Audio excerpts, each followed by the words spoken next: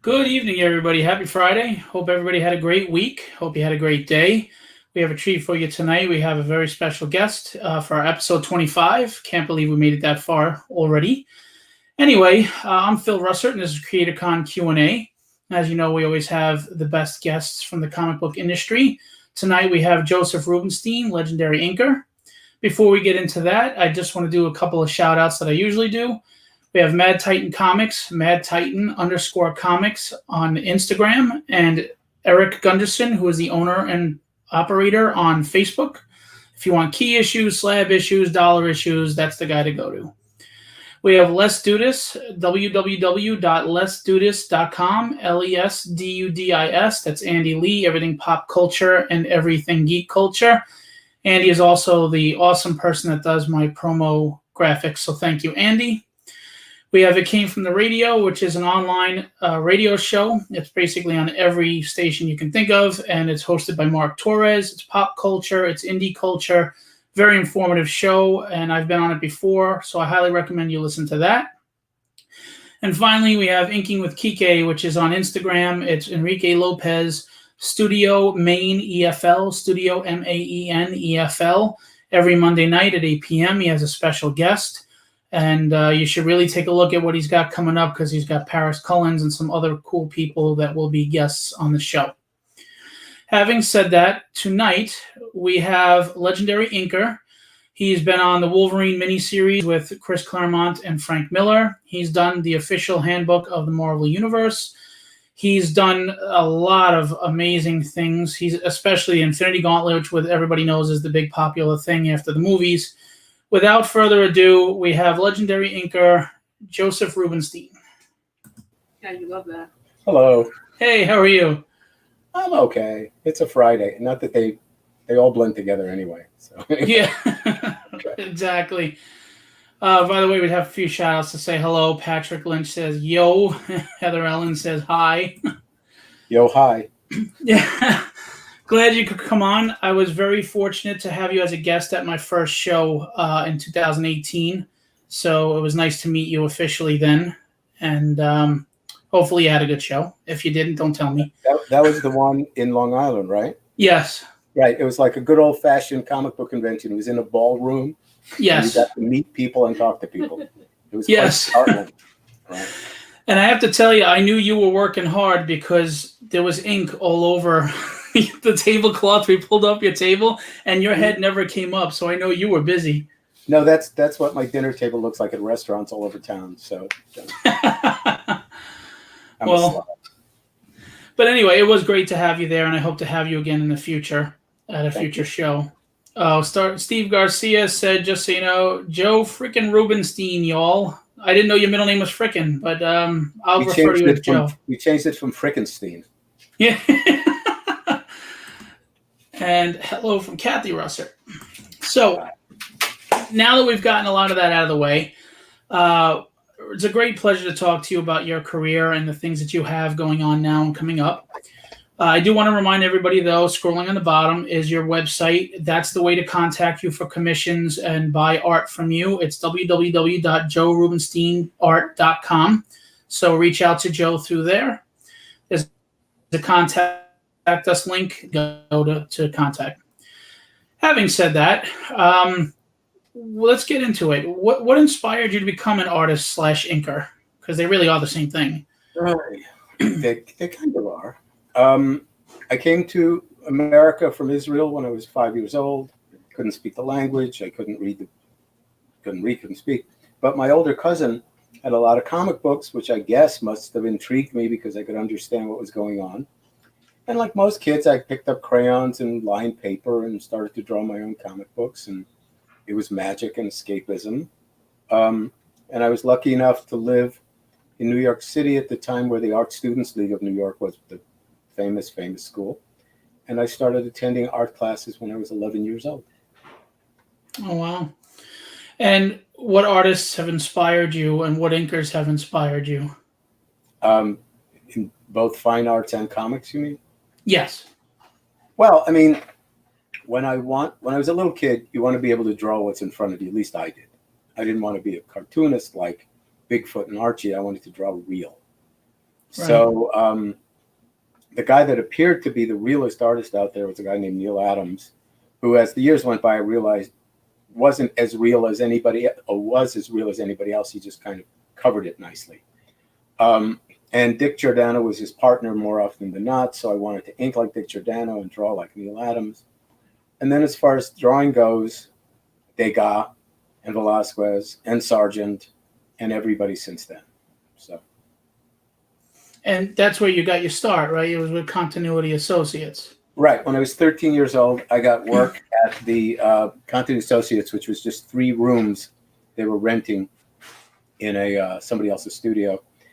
And I ran errands. I made coffee. I washed the floors. When I had a minute, I would look at the files. Dick was a very lovely man. He would stop what he was doing and show me things. By the age of 15, I was his assistant doing backgrounds and secondary figures. Wow. And by the time I was 17, I got my first freelance job. And that's it, 45 years later. And I have never had a real job.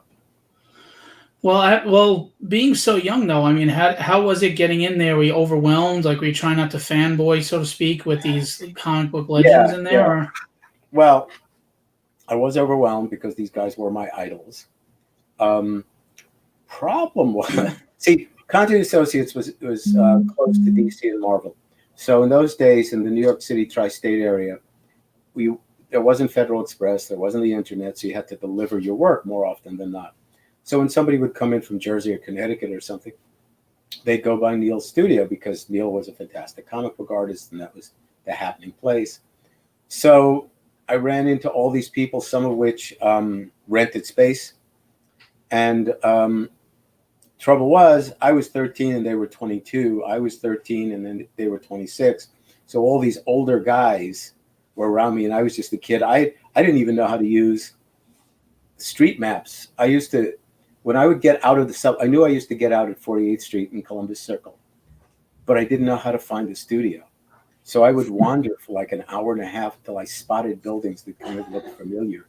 And so, I mean, like I said, I was 13 years old and I lived down in Brighton Beach, which was South Brooklyn, near Coney Island.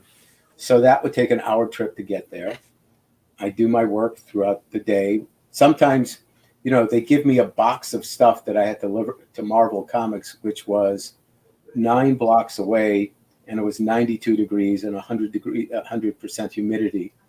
And I would schlep this box all the way to Marvel and get it there.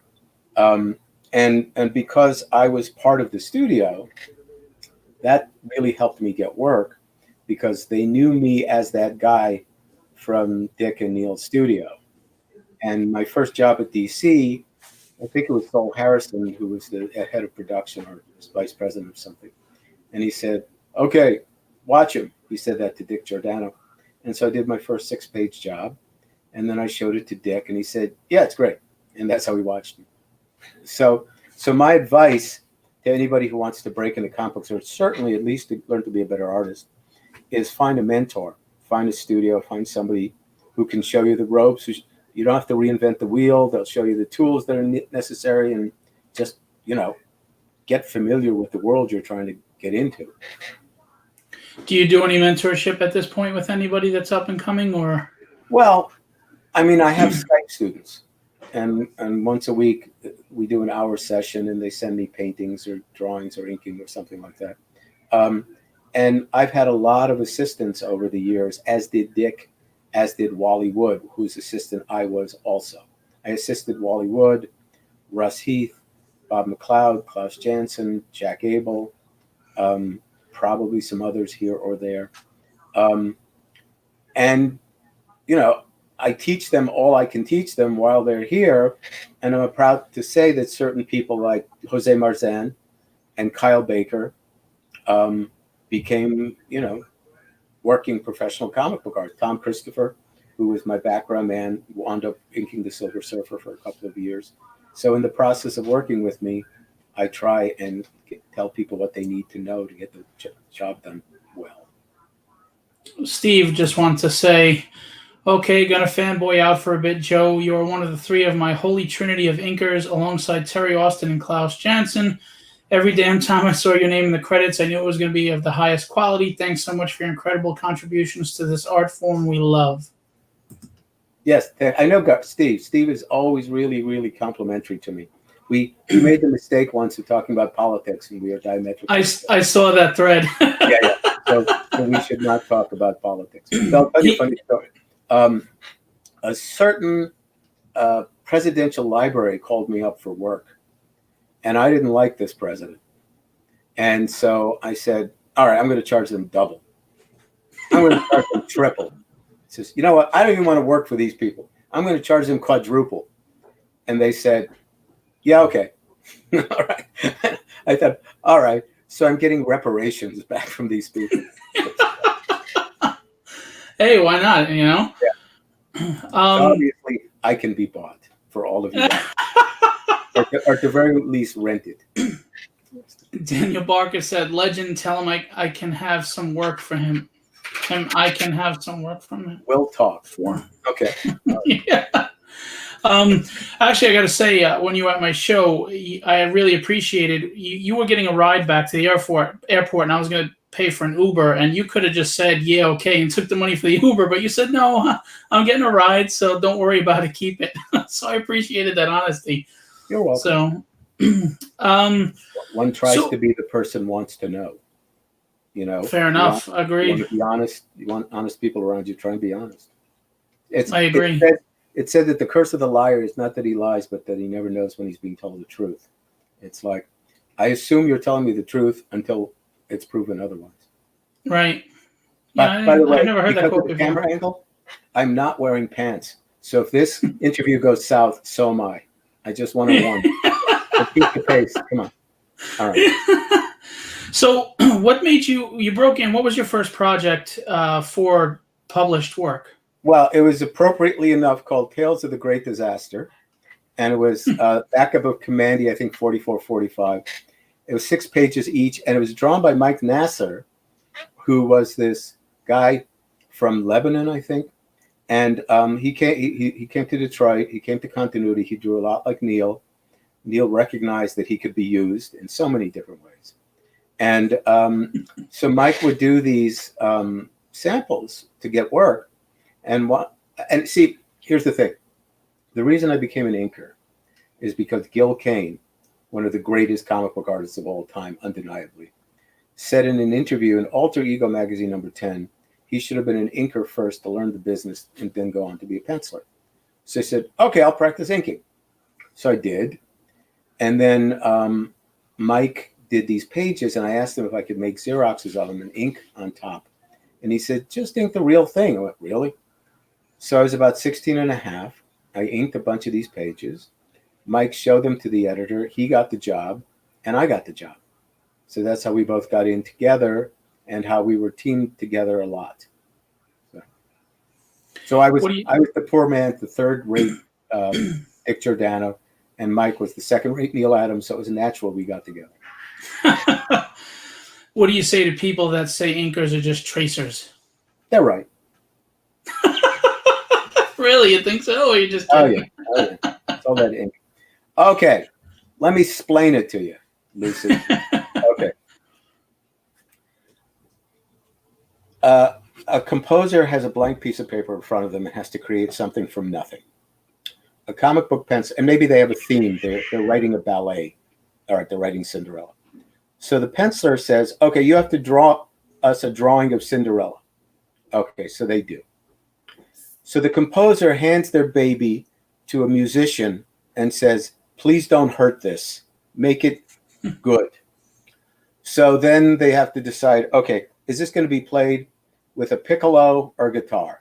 All right, let's go with guitar. Okay. Is it going to be jazz, flamenco, classical, rock? What are we going to do with this thing? How much are we going to improvise? How much are we going to give the person their concept, and how much are we going to deviate? So the comic book penciler gives me their baby and says, please treat it well. So am I going to ink it with a brush or a pen? Am I going to use a stiff pen or a bouncy pen? Am I going to use a bold brush stroke or a short brush stroke? So in effect, I've been given the responsibility to carry through with the concept and the relay race.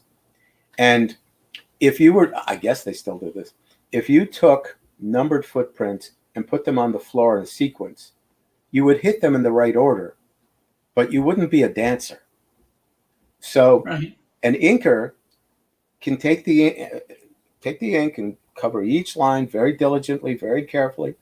And when it's all done, it's done. I don't know if it's good. I don't know if it carried through with the philosophy of what was put in front of it. I don't know if it was enhanced in any way, but it is done. So hopefully, and the thing about an inker over a penciler is a penciler has to be good more or less right away. An inker can suck and hide for 2 years, because if they have a tight enough penciler, they just cover the lines and nobody knows they're doing a bad job. Right. Even though George Perez, who, you know, I've been on the Infinity Gauntlet nostalgic circuit with George the last year, with Starlin and Lim, he said how he didn't draw well at all, how he didn't understand perspective or anatomy or anything. And it's kind of amazing they gave him work. And I said, how did they give you work? He said, because he could tell a story. So he had to bring up all of his other skills, but right away they knew he could tell a story. So a penciler has to have their stuff together to some degree. An inker, all they have to do is not fall out of their chair when they're laying the ink lines down. So, Now, but I have as to an warn inker, you. I have to warn you. When I started this profession, I had hair and no gray beard. So apparently, it sucks the life force out of you. So you have to make a choice: live or be an inker. You know, go ahead. you started very young. So do you prefer inking over like looser pencils to where you can put fine detail in, or do you prefer the tighter pencils that you are just, you know, taking care of the light sources and shading the anatomy? Well, I mean, like anything else, there's a continuum. Do I like scribbly pencils? Not especially. Do I like tight on the money pencils? Well, not necessarily. That's not necessarily bad, but it's like John Buscema would pencil with an energy that had to be preserved. And maybe all the lines weren't exactly there, but I couldn't smooth them out. I had to keep that energy going. I discovered Arthur Adams. I got Arthur his first job. Could you pass me some water? I'm choking here. All right, thank you. Excuse me.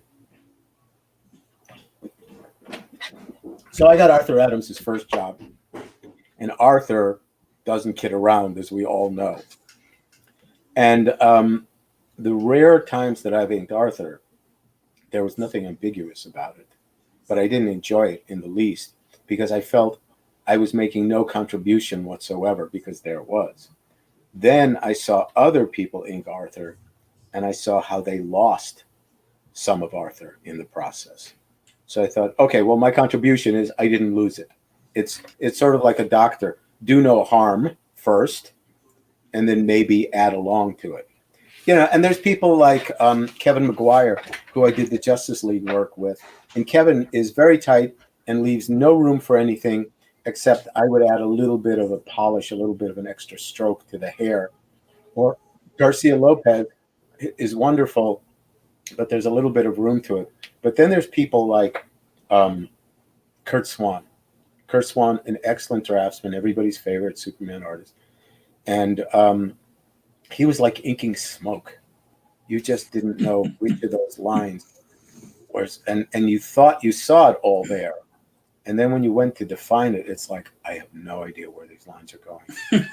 You know, though where there's a nostalgic feeling that Murphy Anderson was Kurt's best inker, and I understand why, because it's the comic book you read when you were a kid. You know, Kurt's best inker that Kurt also felt was Al Williamson, because Al Williamson was a wonderful draftsman, and he kept the same kinetic energy that Al penciled, as he did on Gene Colan.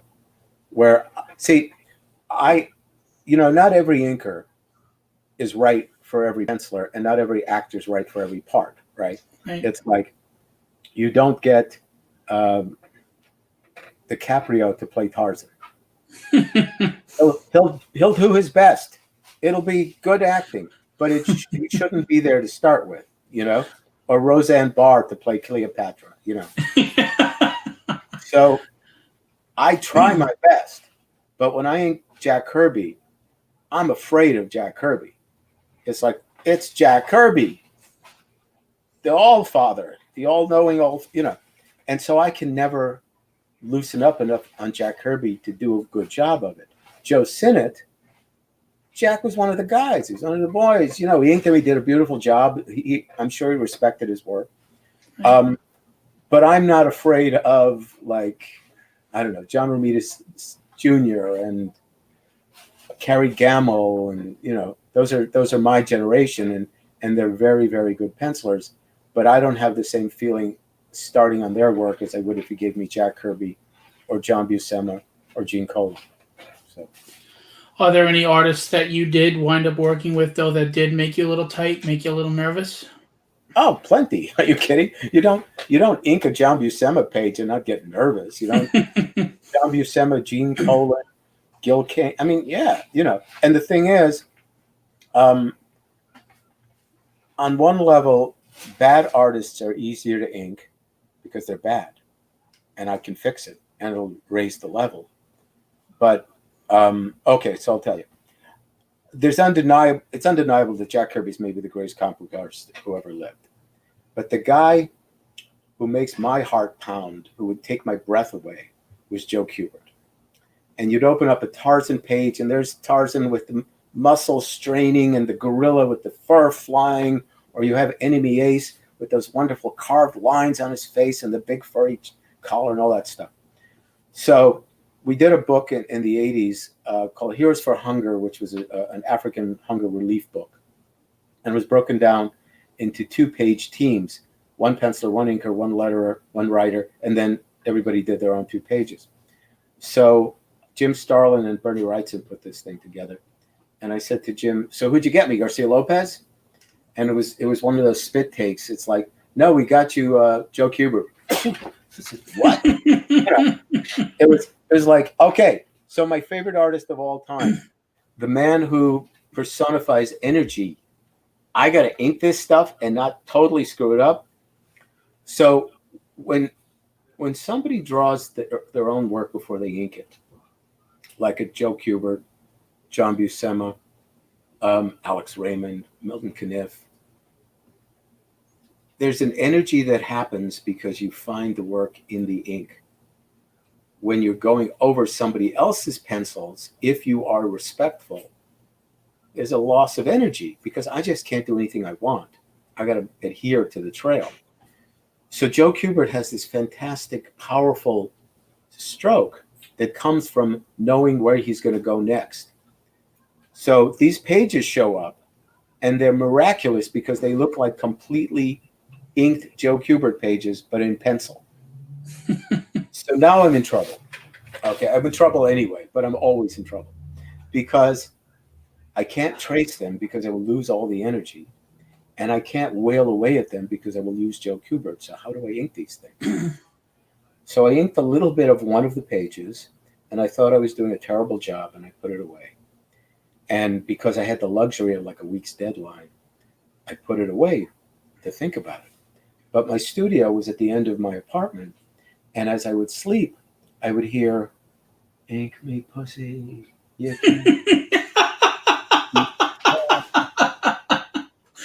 every night, right?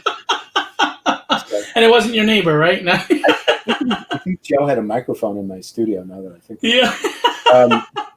So finally, I sat down. I inked these things, and I thought I did a good job.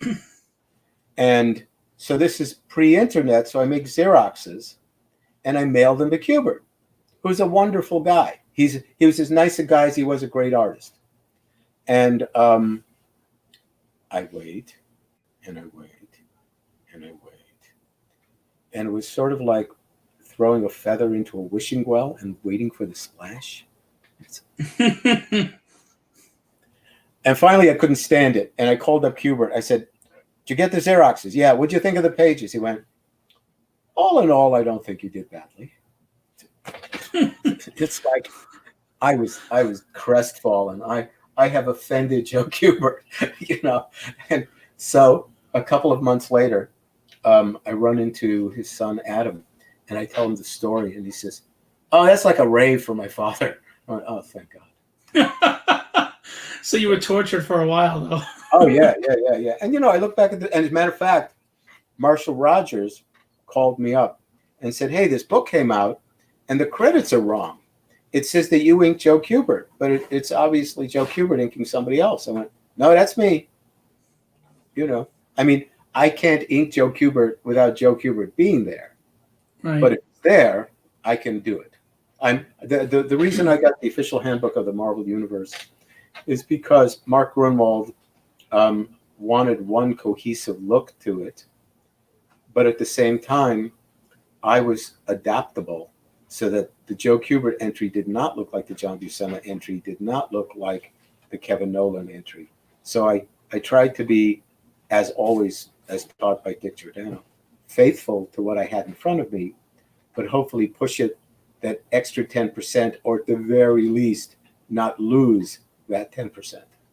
So I love those handbooks. I mean, they've done encyclopedias for Marvel and everything since then, but nothing beats those books. I love them. The art, just the way it was designed, they're fantastic. yeah. Have you ever had a penciler where they were upset that maybe you changed some of their stuff or put you too much of your style on it? Or They were. Oh, by the way, I think I have to wear my shirt like this. yeah, I was going to ask you to pull it up in a little bit. Okay, all right. So when we get to talking about that series, you could just stand there like this.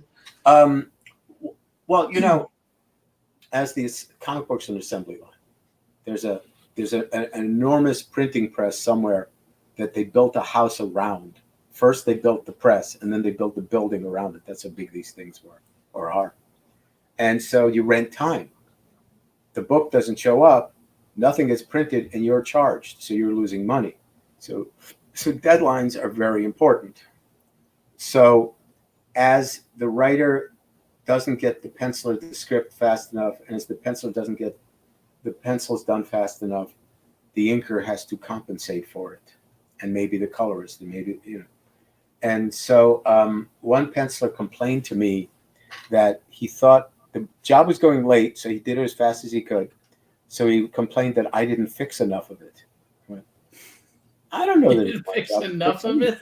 Yeah, it's like you took shortcuts, so you expect me to fill in your shortcuts. Yeah.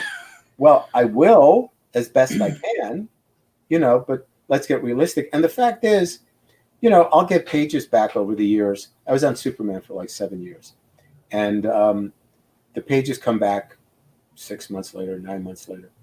And I pull the pages out and I look at them and I go, I'm supposed to be a professional inker. Look at this stuff. Look at what I did to get this done, And the thing, by the way, as far as assistants go, Wally Wood had assistants, Dick Giordano had assistants, Gil Kane had assistants, Corey Morrow had assistants. We always said you would need a football field for all the assistants that Wally Wood and Dick Giordano had over the years. So,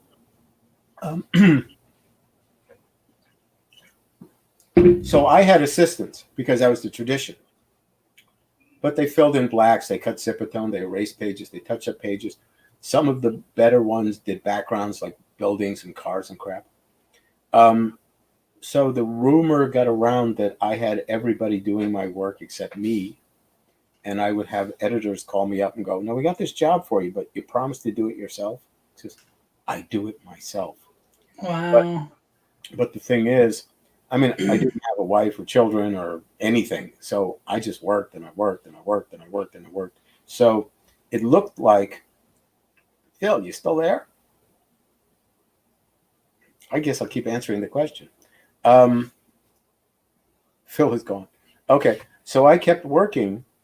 And once the record I had was in 1 month, I think I inked 106 pages. Hi, Phil. I don't know what the hell happened there. So go ahead. Was I on for the last 30 seconds, or should I repeat that? No, you were on. I wasn't, I think. Okay. Tell us in the comments otherwise. All right. Yeah, so I was just saying that because I worked and I worked and I worked and I worked, my record was 106 pages in 1 month. Holy cow. And you don't feel human after a while, because when you don't buy your own food and you don't cook your own food and you don't do your own laundry, and you're just an inking machine, it's kind of, you become disassociated, so. Also nowadays, I really have to stop and paint for a little while. That's my recharge.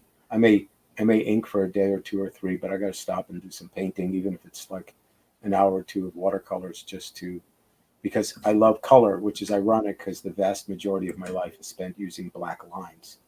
Right. But to me, color is like candy, is the thing that I most enjoy. Yeah, and I definitely want to get into your painting because they're incredible. I mean, you can even see the Wolverine behind you. I mean, that's not an original painting, but it's amazing.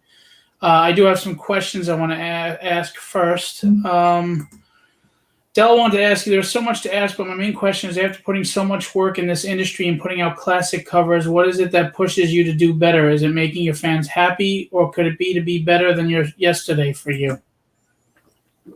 What is your motivation? I have been 45 years ahead of the isolation curve that you people just started. Yeah, okay. That's true. So I can't work with people around me in a studio because I just want to talk and look at what they're doing and tell stories and go to lunch. So I have to be alone to do my work. With usually my shades drawn, because if I see, I actually live where my backyard is a mountain. I'm going, oh, nice. What am I doing in here? I got a mountain, So, but if you're going to spend all that time doing this stuff, there is nothing but now. There is, it's fine to do interviews. It's fine to sign autographs. I got flown to Kuwait twice. I've been to Spain, and I've been to Madrid and Amsterdam and Paris and Austria, all at comic book conventions. I sign things. It's all great. It's all fun. But the doing of the work is the doing of the work, and it's all you have. It's all you should have. It's all you should think about. I'm happy if you're happy. I know that I was happy as a fan in your position. But at the end of the day, unlike most people, I have something to show at the end of the day. I mean, you're an electrician, or you're a plumber, or you're a salesman, or you're a waitress or something. You don't get to point to something at the end of the day and said, I made that. Your work is not immortalized. Right. Well, I don't know if I'm meaning the electrician, but your book is going to be out there for decades, but look, there are people who don't even know who Mike Golden is anymore because he's not doing mainstream comics. So right. Maybe they'll know, maybe they won't. I hope everybody knows who Jack Kirby and Stan Lee are for the next 1,000 years. But first, the anticipation of doing the work is one thing. Oh, I got this great job. This Frank Miller thing came in. This Garcia Lopez thing came in. I can hardly get to it. But the other thing is, I want to have something that I'm not ashamed of, let alone have pride for at the end of the day. And, you can coast. And God knows I can name you a bunch of those artists who coast. But I'll, like for instance, I was just looking at some Richard Corbin work the other day. And, if you don't know who Richard Corbin is, go look him up fast. He's a genius. And I was so struck by the intensity of his colors that I went, you know what? I'm going to try making far more bright colors for the next couple of pieces I do, just to see what that feels like. And then, I may see something else in somebody else's work. I may pick up a French artist or a Belgian artist or something. Or I may just, like one of my absolute idols is a guy named Stan Drake, who did a comic strip called The Heart of Juliet Jones, which was a major influence on Neil Adams and Dick Giordano. And I'll go, and I own a couple of Stan's originals. And I'll go back and I'll look at a Stan and I'll go, man, I'm still not as good as this guy. Look at the way he does that hair. Look at that. Where did that weight of that line come from? I would never thought to put that there.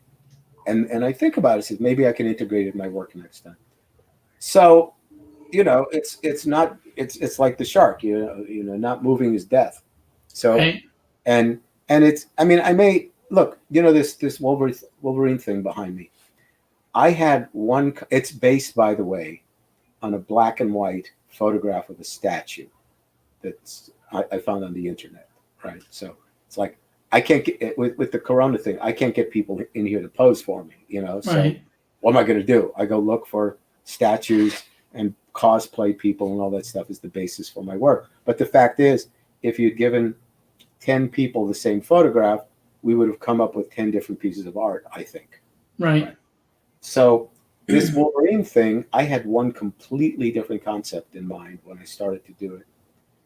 And I did it, and it was horrible, and I couldn't believe, and I was so dejected, and I started to wipe it out. And as I wiped it out, something began to emerge. And went, oh, maybe I have to go in that direction. And that's how that piece happened, because it was me trying to salvage something. The next time I do a watercolor, I'll either try and get it right the first time, or maybe I'll decide that this attitude that I took on this watercolor is one I should explore for a while. You know, it's happy accidents are good. Yeah, I mean, within the work and all that stuff, I did. Let me see. I wonder if I have to leave camera. Oh wait.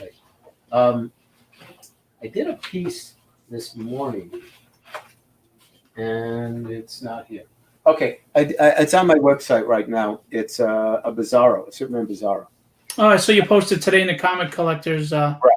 And I started it, and within 2 minutes, it was bad. It was wrong. This was an experiment that I tried, and it was a failure instantaneously. And I was about to start again, and I looked at it and went, well, something kind of intriguing here. That's an idea I've never considered before. And so I decided to go with it, and I did it, and people like it. And you know, if you're a thinking person, you want to grow, you want to learn, you want to explore. There are experiments you want to try. And I have to do this for myself because when I do a page, and it's finished, and it's printable, and nobody will know the difference between what I'm about to do and what I did do. I usually spend another hour on each page, refining, reconsidering, smoothing, thickening up, whatever it takes to do the thing, because I know, and I absolutely don't want to go open up this comic book in 2 years and 5 years and go, oh yeah, that's the job where I didn't fix it like I should have. Do you ever look back at any pages and think, man, I could have done better than I did, or I really don't like that page, or any body work? Sure. There was a job once. So Tom Palmer is one of my idols. Bob McLeod, who's I think Bob's 5 or 6 years older than I am. I love Bob McLeod. I don't is he that old? I don't know. He and I taught each other how to ink because we'd say, look what Palmer did here. Look what Palmer did there. You should try this. Well, look, you know. So if I put on the French accent and I sound like Pepe Le Pew, you go, that asshole sounding like Pepe Le Pew. But if I go to France for 5 years and I come back with a legitimate French accent, it's like, oh, I guess he's been living in France for a while. So Tom Palmer is bold and expressive and powerful and interesting and all that kind of stuff. And so I got this John Buscema job to ink, and I said, I'm going to do it like Tom Palmer. I'm going to do it bold and expressive, and all it was sloppy and horrible. And it's because I was forcing it. Tom Palmer doesn't try to be Tom Palmer. He is Tom Palmer. So I've talked about this job for decades, and apparently my psyche wouldn't let me remember it because I didn't remember what job it was. And then one day somebody handed me a comic book to open up, and I looked at it and went, oh, it's that job. I'm so embarrassed. You know, so I blocked that out of my memory. You know, and there are other jobs where they say, I don't care what it looks like, have it in on Tuesday. And they do, you know, and you just wail away at this thing, and you know you could have done better, you should have done better, but it's 6 a.m. and they want the job at noon, you know, and that's the unfortunate part about that is the editor knows you were given 3 days, right? But the world doesn't, and the other editors don't. So right. They look at the job and go, well, that's pretty sloppy. What's wrong with that guy? You know, so. Does it ever motivate you when you look back at a page? Like if you're just scrolling through old work and you look at a page like, does that motivate you to elevate yourself or to even try newer styles and get away from what you used to do?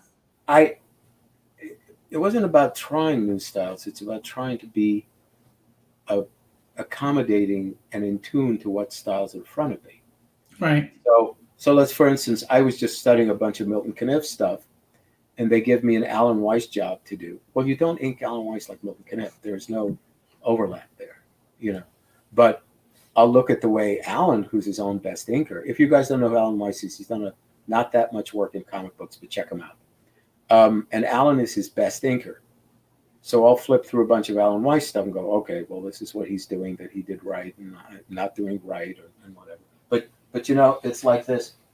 I got one of the things I do these days is people hire me to do recreations, like Nice. that thing and that famous one Classics. Nice. and this famous one. Wow. There you And go. now the thing is, they didn't say. Sometimes they say, give us a 100% line for line recreation, and usually it's my own work from 10, 20, 30 years ago. And as I'm doing this stuff, I keep thinking to myself, I wish this guy were better.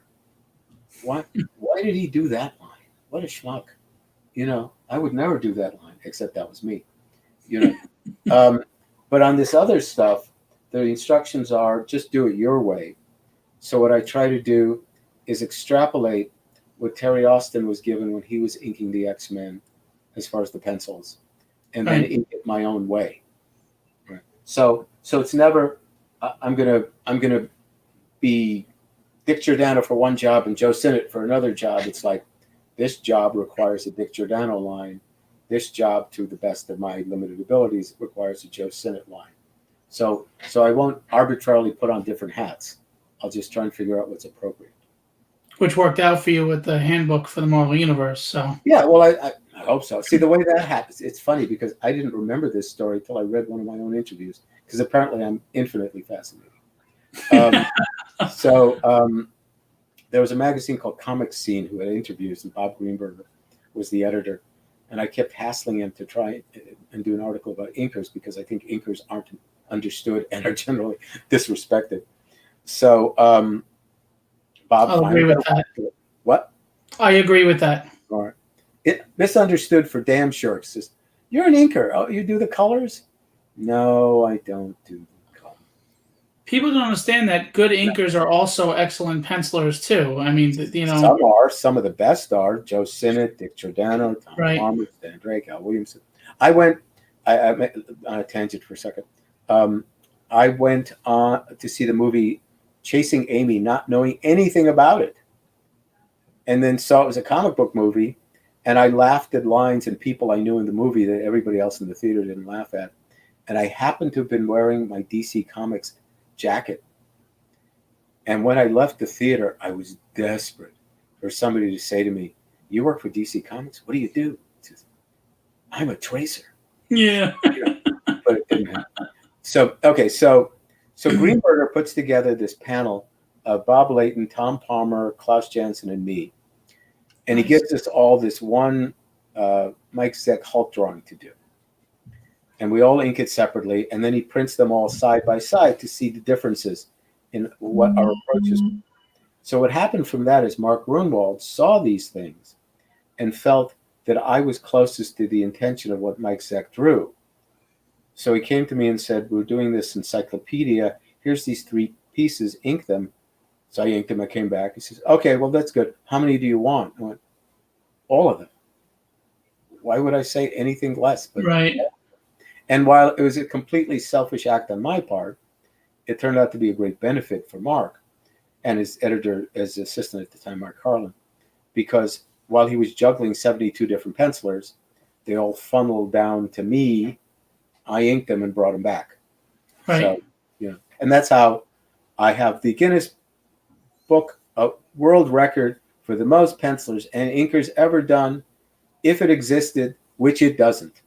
Okay, I made that joke one day, like I have the Guinness World Record, and now I read it all the time, Guinness World Record holder, but they always cut off if it existed. So one day, trying to legitimize myself, I wrote Guinness. I said, "Hey, you know, I'm a comic book artist. I do all this," and they went, "We don't care. Go away." So, Wow, really? Yeah. So there is no Guinness record of comic booking, but if it were, I think between like 410 and 50 different pencilers. So I got the record. And Wow. every single character Marvel ever did, literally, and a whole bunch of DC ones. But, you know, that, of course, gets me laid all over town, that record. So, Well, that's the a story company- for another they're day. so impressed. Oh, my God. Oh, my God. You know George Perez? Oh, let's go out. All right. They're just falling all over you, right? Yeah. They're like Frazetta women, like dressed like. All I know is you always hear women say, I really like a man with a sense of humor. And yet somehow it's Brad Pitt that goes home with somebody every night. Yeah. I don't know that he's that funny. Yeah, that's a good point. Yeah. That's what they say to the guys that aren't as attractive, I guess. My wife loves my sense of humor, so. And you kind of look like a Russian doll. Kind of. Actually, someone said that to me once. That's funny. Okay. But you know, if you pull half my body off, though, there's not another Yeah. part of me. I'm sure your ass would fall off and there'd still be more of you. Steve Garcia has a question for you. Him again? Okay. In your massive amount of work that you've done in comics, what is the one thing you look at as your most proud moments in comic work? It doesn't have to be the thing that is most acclaimed by fans. Could be something that you look at with the most satisfaction. Right. Well, I mean, the thing that's most acclaimed by fans is probably the Wolverine miniseries with Miller, and now because of the movie, the Infinity Gauntlet series. Right. But one of the things that comes to mind is I did an 11-page retelling of the crucifixion with Rick Leonardi. It was for the American Bible Society. It was very respectful. It was not a satire. Nobody's ever seen it because it was in a graphic novel that just didn't sell and got pulped. You can see some of it on my Facebook page, gallery. But you know, maybe as a whole, the Justice League stuff with Maguire and DeMatteis and Giffen, it's beautifully drawn.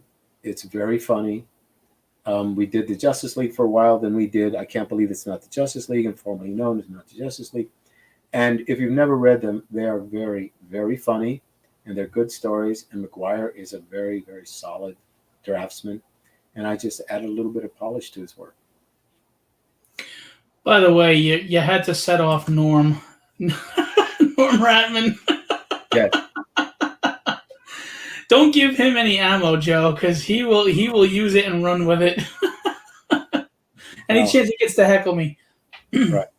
We have another question. As more and more of the industry switches to digital art, who are some of the younger inkers that you think do a great job of carrying on your craft? And that was going to be leading into my questions about how you feel about digital inking. Well, a lot of the time, what apparently is thought of as digital inking is just making the pencils darker. And I don't like it because there's no flair, there's no shine, there's no polish. There's just like it got darker. And there are things that a brush can do that a pencil can't do. And there's a kind of a texture you can get without having a pencil, fingerprints and all those other kind of stuff.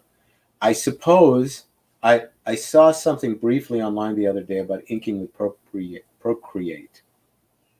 And I'll have to see. And I know there are people like Brent Anderson who do everything digitally nowadays. Matter of fact, Brent told me that he was considering me taking over inking Astro City, which would have been great because Brent's a good artist and I love the series. But then Brent found out digitally that he could draw a background in a quarter of the time it took him to draw it. So he, and I don't blame them. But even Brent mentioned that how he wanted to do and has been doing hand-done commissions because he missed drawing. He missed his hand doing the thing. Now, unfortunately, I'm not aware of many new inkers these days because I don't buy comic books much at all. I am aware that the Brazilian school, like Joe Prado and Eau Claire, they work like mofos. And the hundreds and hundreds of hours they put on every page that Ivan Rias, who, by the way, is a penciler, I'd like to ink sometime. If anybody's got a commission they want to throw my way just to see what it feels like. But they will work so many hundreds of hours on these pages and crosshatch an area that looks like it just should have been black, and why'd you spend another 40 minutes on that spot? But if it makes them happy, it makes them happy, and that's great. But, there was this certain baddie inker I was talking to. The whole look of comic books was changing, and I was having trouble getting work. And I showed, and he's excellent at the more contemporary style of about 10 or 15 years ago, certainly one of the best. And I showed him my work, and he didn't realize it was me. And he said, yeah, well, this stuff is pretty good. But it's not like they would give you the X-Men or anything.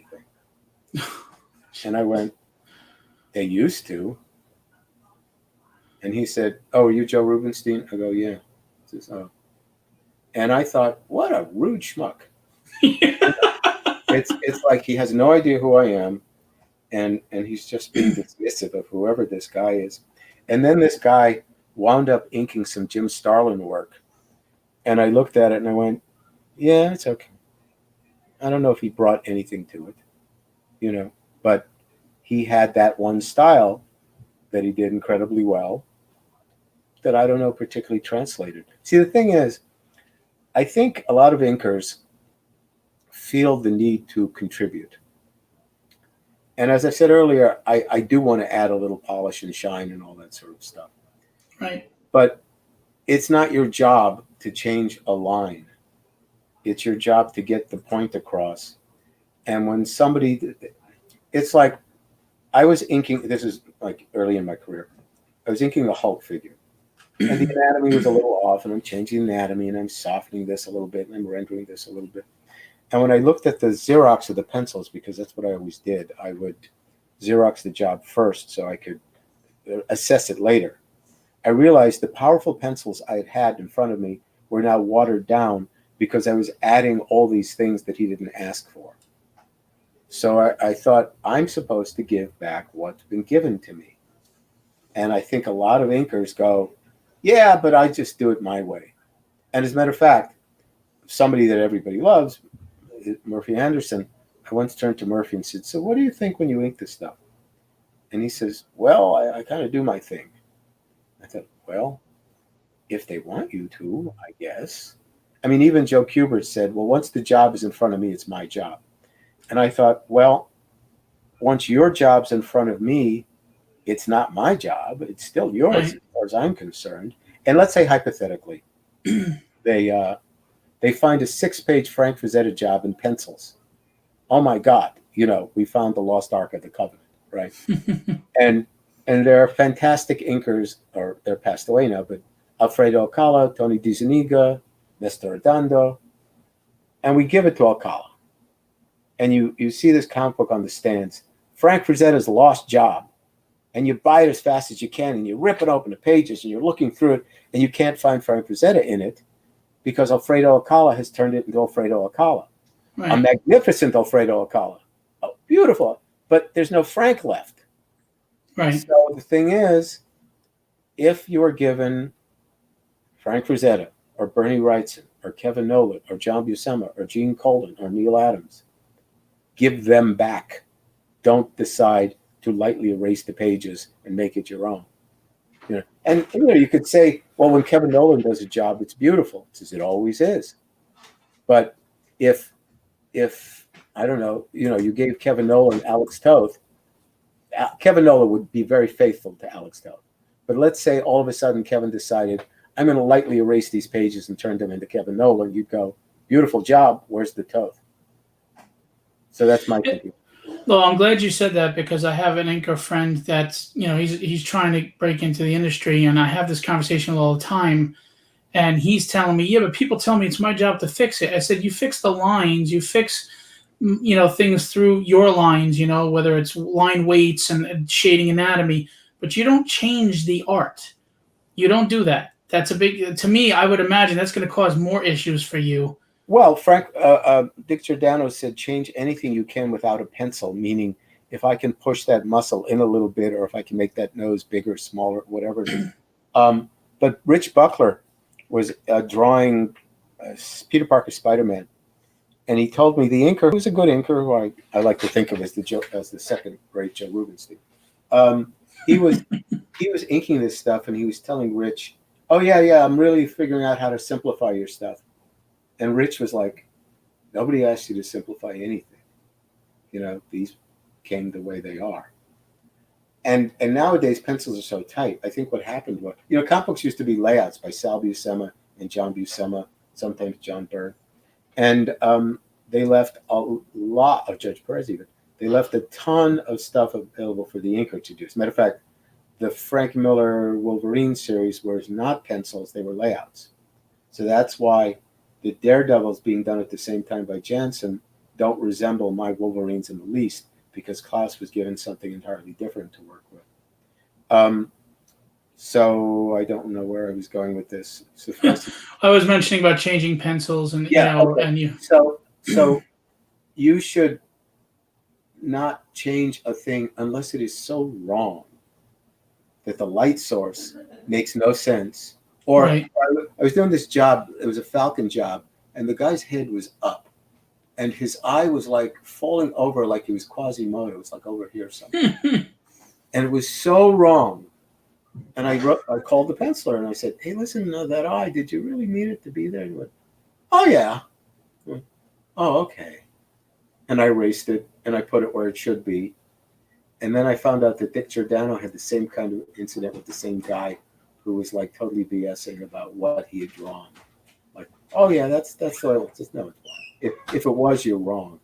So even Dick had to fix the thing. So it's not our job to fix. But if it's egregious, yes. But other than that, I inked a 3-part Wolverine Spider-Man job, 6-pagers, with Eric Larson. And when it was compiled and reprinted, my name was left off of it because nobody knew Eric Larson hadn't inked it. I had to go to people with the comic book and prove, look, it was me. And it's because Eric Larson gave me type pencils. And I said, I'm going to ink it like Eric Larson as best I can. Because, inking is boring. It's like you take a black line, you take a pen and brush, and you cover them. And you could do that all day long, and you glaze over. and if I'm given Gene Colan, and then I'm given Trevor Von Eden, I better pay attention to what the differences are and what I'm trying to do. So that's what keeps it interesting for me, is I try to be sensitive to what's in front of me. Eric's actually going to be my guest on Monday. He's filling in for Joe Prado, who canceled. So it's funny that you're talking about these people, and they're going to be on. Bill Field wants to know, who are the top 3 artists you've worked with? It depends what you're defining. Is it skilled or see? It's like I worked. See, I mentioned earlier that I'm an inker because Gil Kane said he should have been an inker. Well, Gil Kane and I hate each other, right? And he's dead, so I win. So Gil did not have a lot of respect for inkers. He might have had some respect for inkers in print, in interviews, but when he was speaking and no one was paying attention, Gil was pretty dismissive and insulting about inkers. And he has a right, because he was Gil Kane, to have his opinion. But the way he expressed it was so offensive. Really? That I just disliked the guy after that. And so we disliked each other intensely, and he knew I disliked him. And I wound up inking 3 issues of Superman over his layouts. And they were beautiful because it's Gil Kane. And I think I did a very good job. I'm still proud of that job. It's like 25 years later. And so I would gladly have inked Gil Kane forever if I didn't have to talk to the guy. I would gladly ink John Byrne. And, somebody was talking about getting a Kickstarter together and getting me to ink a whole issue of that Elsewind series he's doing. And I would gladly do that as long as I didn't have to talk to John at any point during the project. On the other hand, Jose Luis Garcia Lopez is as wonderful a man as he draws. I'll talk to Jose. I'll ink Jose. He's wonderful. John Buscema was a big gruff teddy bear, and yeah, I'll get you 20 pages of Conan on Thursday, and your car will be ready on Friday. It's like he was that kind of guy. Gene Colan, wonderful artist, very sweet, understated man. Gladly ink all those guys. So there's the guys who really draw well and are nice people, and then there's the guys who really draw well who I don't want to talk to. So. Del, what you're talking about, Del was asking about how you influenced a lot of people yourself, and is that a great sense of accomplishment for you? But I will add to that, you're naming all these big names with respect and adulation. There's a generation that's naming you in that same fashion. How does that make you feel? To add to what Del's saying. In the good way, not the I don't want to talk to him way. Yeah. You have to meet me first to not want to talk to me. Okay. So turn out to the conventions, let me offend you, and you can leave with a story. like Howard Chaykin. But I'm not even going to get it. The things I've heard. Yeah. Let me do an aside. There's this awful human being, barely human being I used to work for, and people come up to me at conventions and say, I go, yeah, he's horrible. You know what he just said? He says, what?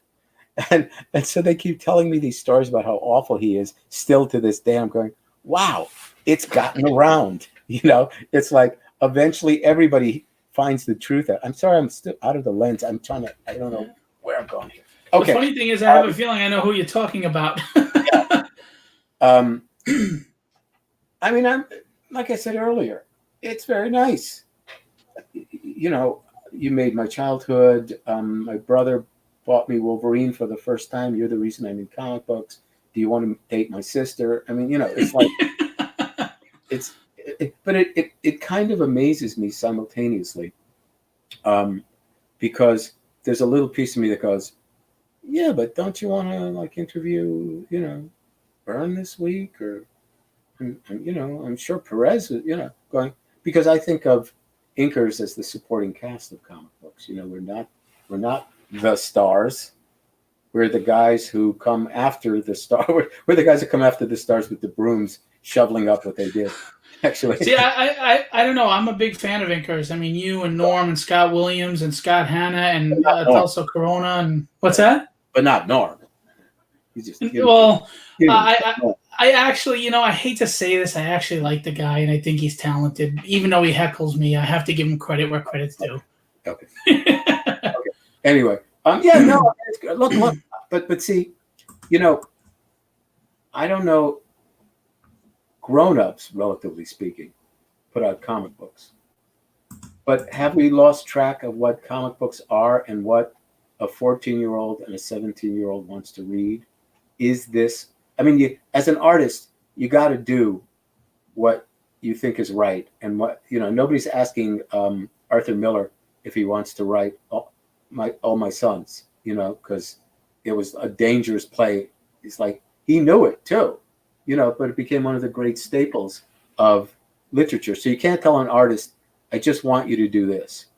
On the other hand, if you need a 30-second jingle for a commercial and a guy comes in with a sonata, you're going, who asked you? There was a purpose to this, right? Right. So inkers are important. And they certainly make or break a book, But I always think of us as just being like I bought books for the penciler, but the inker too. And if Tom Palmer was inking something that I didn't like, I still bought it because I went to see how Tom Palmer did it. And I was at a comic book store where this guy picked up this Jose Luis Garcia Lopez series, and it had been inked by one guy for the first 3 issues, and they switched to somebody else. And he went, I'm putting this back. He just couldn't bear the sight of it, So certainly inkers make or break the thing. Sure. But I'm happy to be along on the coattails of Jim Starlin and George Perez and John Byrne and all those guys. Look, obviously they offered me these jobs because I was pretty good and because I was reliable, right? So I don't know if they said, we got to get Rubinstein on Infinity Gauntlet because he's the only guy.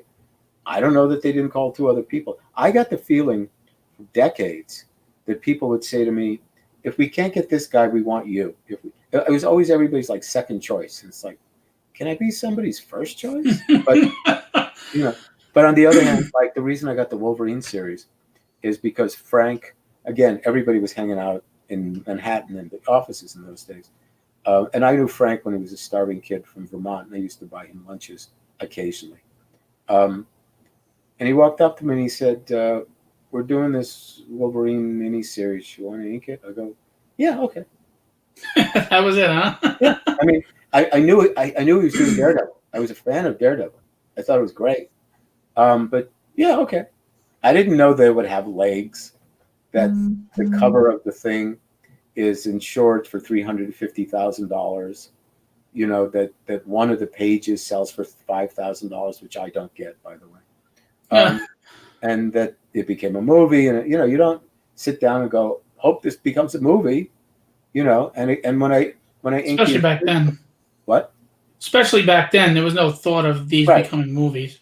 Yeah, I mean, there was crappy stuff like that Spider-Man TV show, but I did the Infinity Gauntlet, and I worked as hard as I could on it because I owed it to George and I owed it to Jim, and I want to get the next job, and then they wind up, reprinting it a whole bunch of times and becoming the world's, what is it, the best-selling movie of all time, the highest-grossing movie of all time. Yeah. This too gets me laid all over town. It's L.A. Spend that royalty check. At least I assume it would if I ever left this house, which never mind. Well, when it comes to the Wolverine series, how was it working with, at the time, Chris Claremont was the top writer. He was doing X-Men and everything, and of course Frank Miller brought Daredevil back on the map and made, and created some iconic characters. So you're like this super team at this point. I mean, how was it working on that book? Are you feeling like a rock star? Are you being treated like a rock star, or are you still the bastard stepchild to them? What are you talking about? See, comic books eventually started to pay royalties and made some people very, very wealthy, like Claremont and the boys who started, what was the Wildstorm, right? That was the company that Jim Lee and all those guys did. But I was on the X-Men with Cockrum, and I was getting bored, and I left. And like 3-4 months later, they started royalties, and Bob Wycheck started to take all my money, And I did the Wolverine because Frank asked, because I wanted to see if I could do a good job.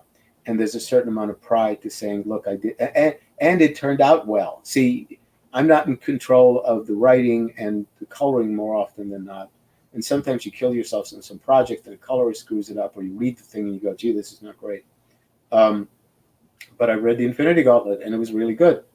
And I did it to do it right. It's always to do it right. It's like, I've said this thing like in a million different spots. You go up to the actors who did Gone with the Wind. What was it like doing Gone with the Wind? It's a job. We did it. We came in. We did the job. We had lunch. We went home. It's a job. You don't know it's going to be. I mean, maybe there's an inkling it's going to be a blockbuster, but somebody gives me the job. I'm spending the majority of my life alone in a room doing this stuff. I want to do it right. I want to do the best I can do it. I want to not be ashamed of what I've done. I want to be able to face the penciler and go, did I do okay, and get a positive response. And then somewhere down the line, royalties start and somebody hands you a big check and you go, oh, all right, that's great. I'm here. But I don't know that my first royalty check on Superman was a whole bunch of money. Don't think $100,000, but it was like a nice chunk of money. By the time I got done with Superman 7 years later, my royalty check was like $150. But I didn't do worse work when the money was not there. You still got to do the work, right? Because you got to do the work, and you hopefully will be hired to do it another time. But it's an interesting thing because you start and you're all excited and you're like a puppy and, oh my God, I'm doing this job and I'm a comic book artist, I'm doing Batman, I'm doing Superman, and you're just so excited. but your skill level is not where it should be. And then your skill level increases and your excitement goes down because now it's a job. And now I'm doing this better than I ever did. And when it shows up, you go, okay, you need a Thursday? And you do it. And that's it. So it's kind of a shame that I'm not saying I'm totally bored or disenchanted with comic books, but it's not like that first job where you can hardly wait to see yourself. Right. Ask Norm. Now, have you recaptured that though through painting and illustrating more and not inking like you were? Because you're putting out some really beautiful painting work, artwork, etc. through that, and it seems like you've really poured your heart into that. Is that helping spark you, feel that passion again, or? Well, I studied with everybody, by the way. I studied with a guy named Steve Houston. And he said, whatever you're doing, they've already done it better. Why are we doing this? It's like, Wow. what you think you're going to get better than Velasquez or Rembrandt or Frank Brangwyn or Vermeer? You think you're going to draw better than Edo van Menzel or Degas? Why are you doing this? It's just, because I'm a junkie, because I have to. Because, it's like, and he wasn't trying to dissuade us.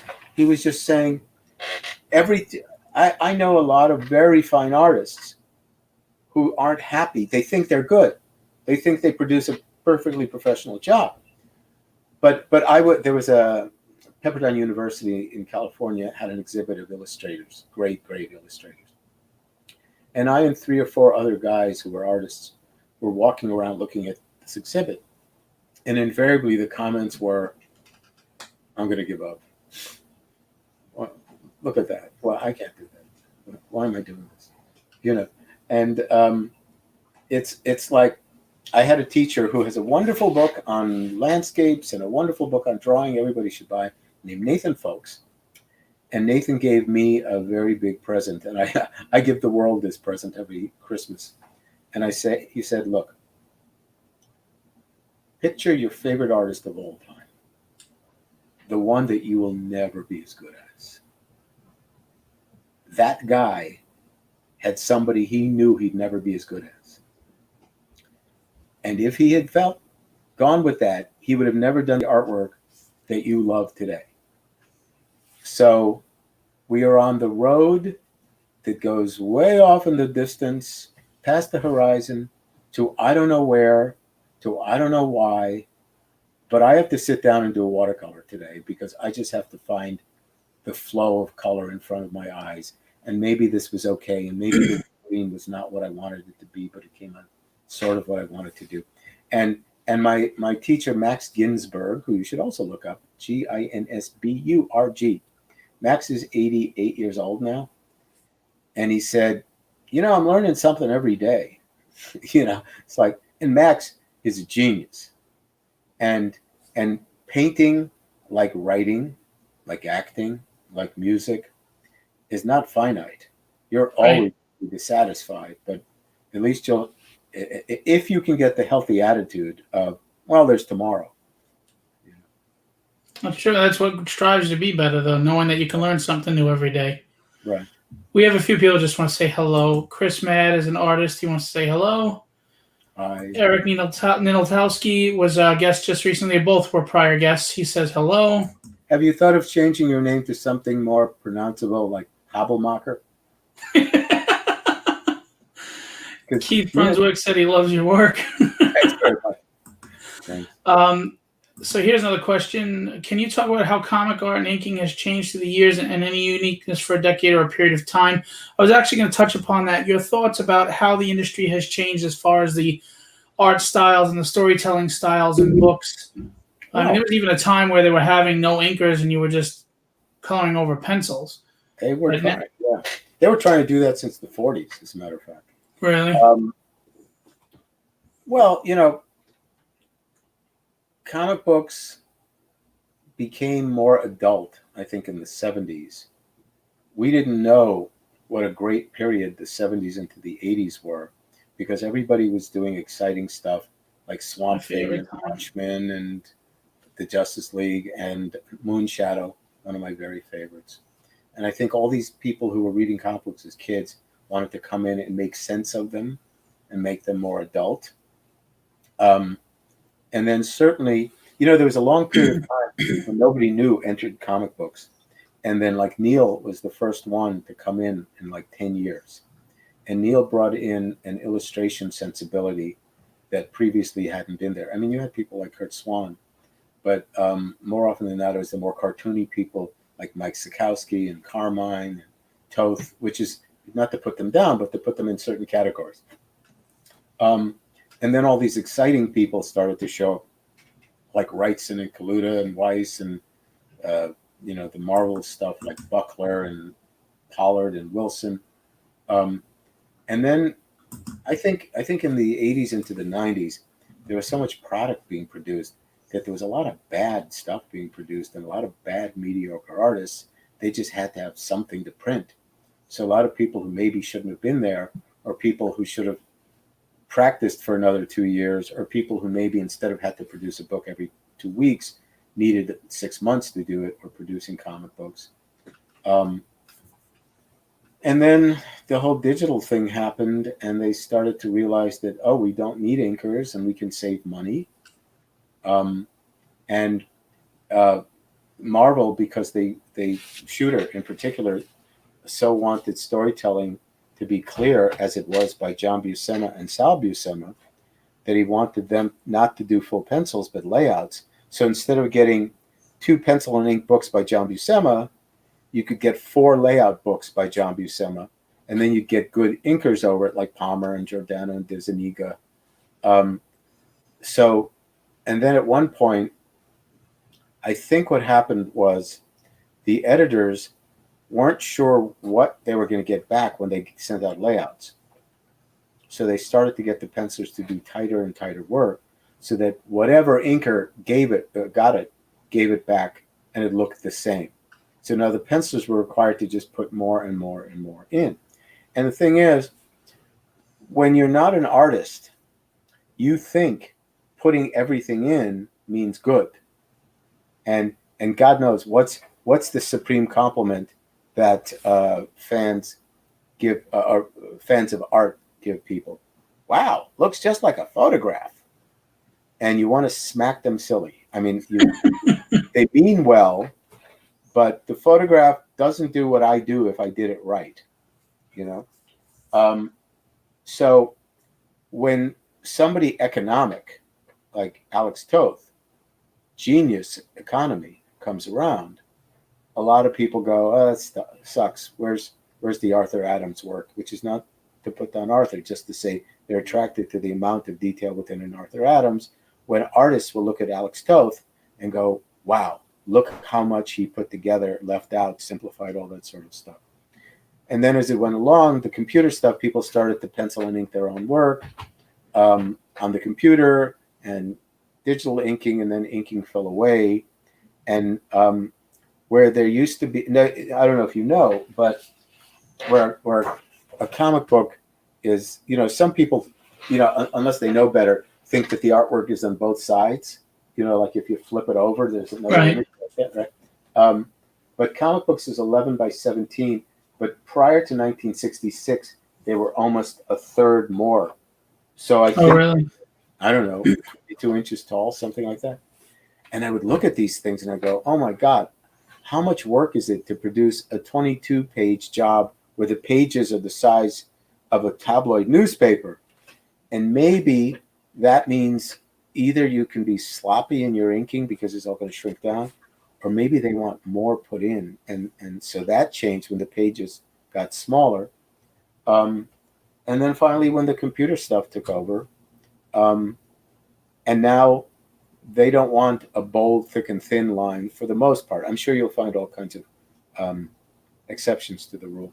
But I think they want a generally dead kind of a weight with lots of rendering inside it. Again, like the Brazilians, which tend to have not a particularly bouncy line like a Stan Drake or a Joe Kubert, or the kind of brush quality of a Tony DeZuniga or even a Wally Wood, where there's a lot of textures. I think when you get somebody like Lineal Yu or Ivan Rios, I think they don't want a lot of additional bouncy stuff to it. Or you get somebody who's wonderful, like Dodson. What's his first name? Terry. Terry. Right. Terry draws beautifully, and Rachel inks beautifully, and I think that tends to be a more smooth, kind of an all-encompassing line, and it doesn't have the kind of staccato bravado of somebody like a Jansen, who you can tell he just loves the kinetic energy of what's in front of him, partially because that's his thing, and partially when you're making somebody like John Romita Sr., you don't want a smooth line. But, I've seen people do the other, and for all I know, when Jurgens drew Superman vs. Alien, inked by Kevin Nolan, and it wasn't inks, it was layouts. And so Kevin really took it over, and it looks very much like a Kevin Nolan job. And Dan was cool with that because he always anticipated it. So it's not like he wanted it to be him anymore. He wanted it to be Kevin. So, it's like politics and religion and sex. It depends upon what you're looking for, I guess. Enrique had asked a question we had covered, so I just tell you to go back and look, Enrique. But he asked what happens when you get a pencil work that is really poor. Is it the inker's job to fix it, just ink it as given? We had gone over that in some great detail before. Fix everything you can fix without picking up a pencil, unless it's so egregious you just have to. But if you decide that a guy's arm is too short, nobody asked you, right? So do what you can, but hopefully the person you're working with you respect immediately, so that you just try to carry across the feeling of the work. Nate asks, is there a series that you wish you had gotten to work on but never did? Yeah, a Starman, when Robinson wrote it. And they used to have these backups, which were, I guess, stories about the old Starman. And sometimes they were done by Gene Ha. And I would like to have done Starman because I thought it was a beautifully written series. Cool. And Anthony, you wanted to ask, would you say one of the biggest jobs for an inker is also to create the mood on a page? Do you think inks should add to the mood? No. An inker doesn't create the mood, but hopefully what an inker does is help the mood along. Or let's say colorists today, for the most part, are great.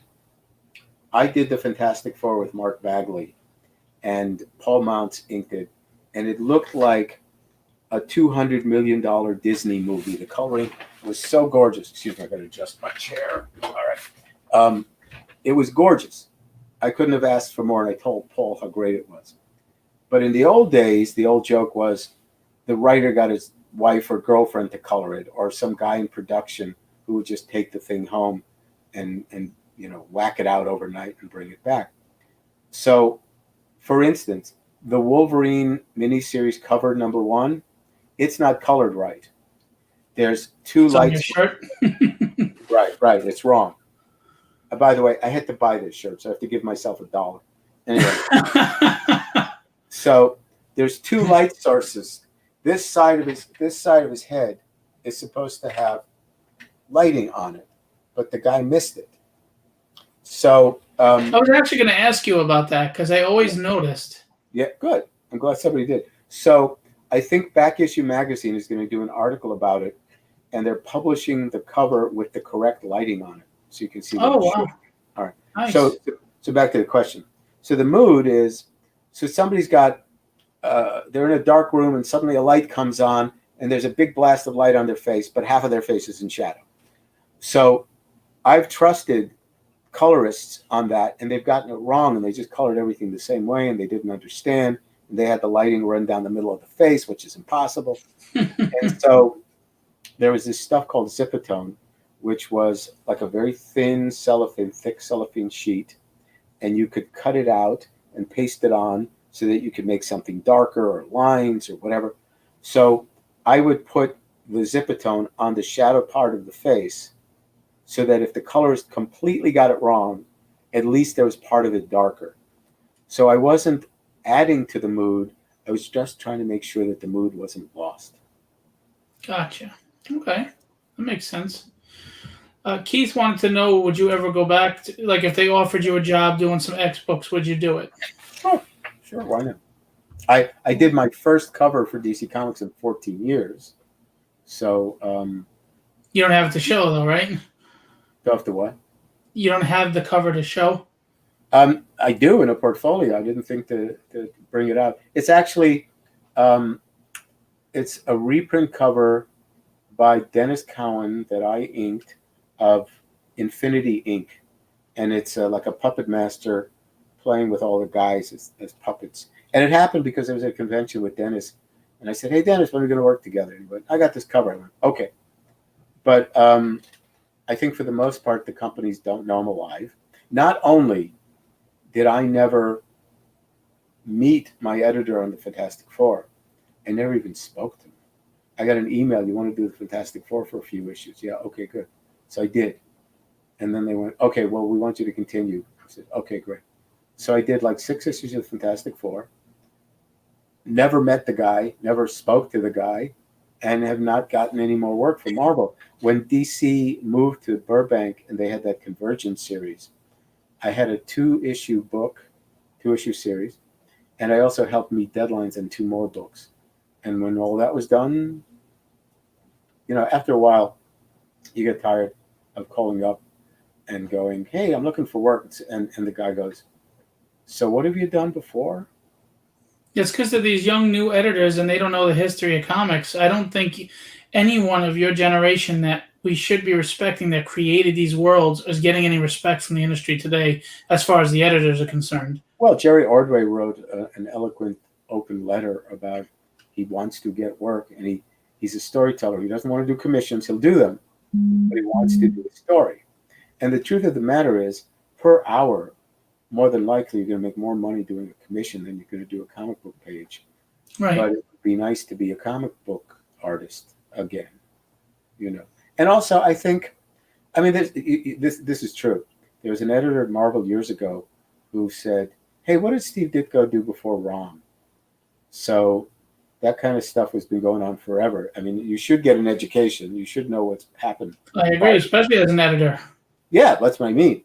You're supposed to know what's the best talent for a book and who has what experience. And but there's a lot of factors. It's like you want to bring in your own people. You perceive of somebody as being old hat. Some penciler has their own inker that they want to bring in with them.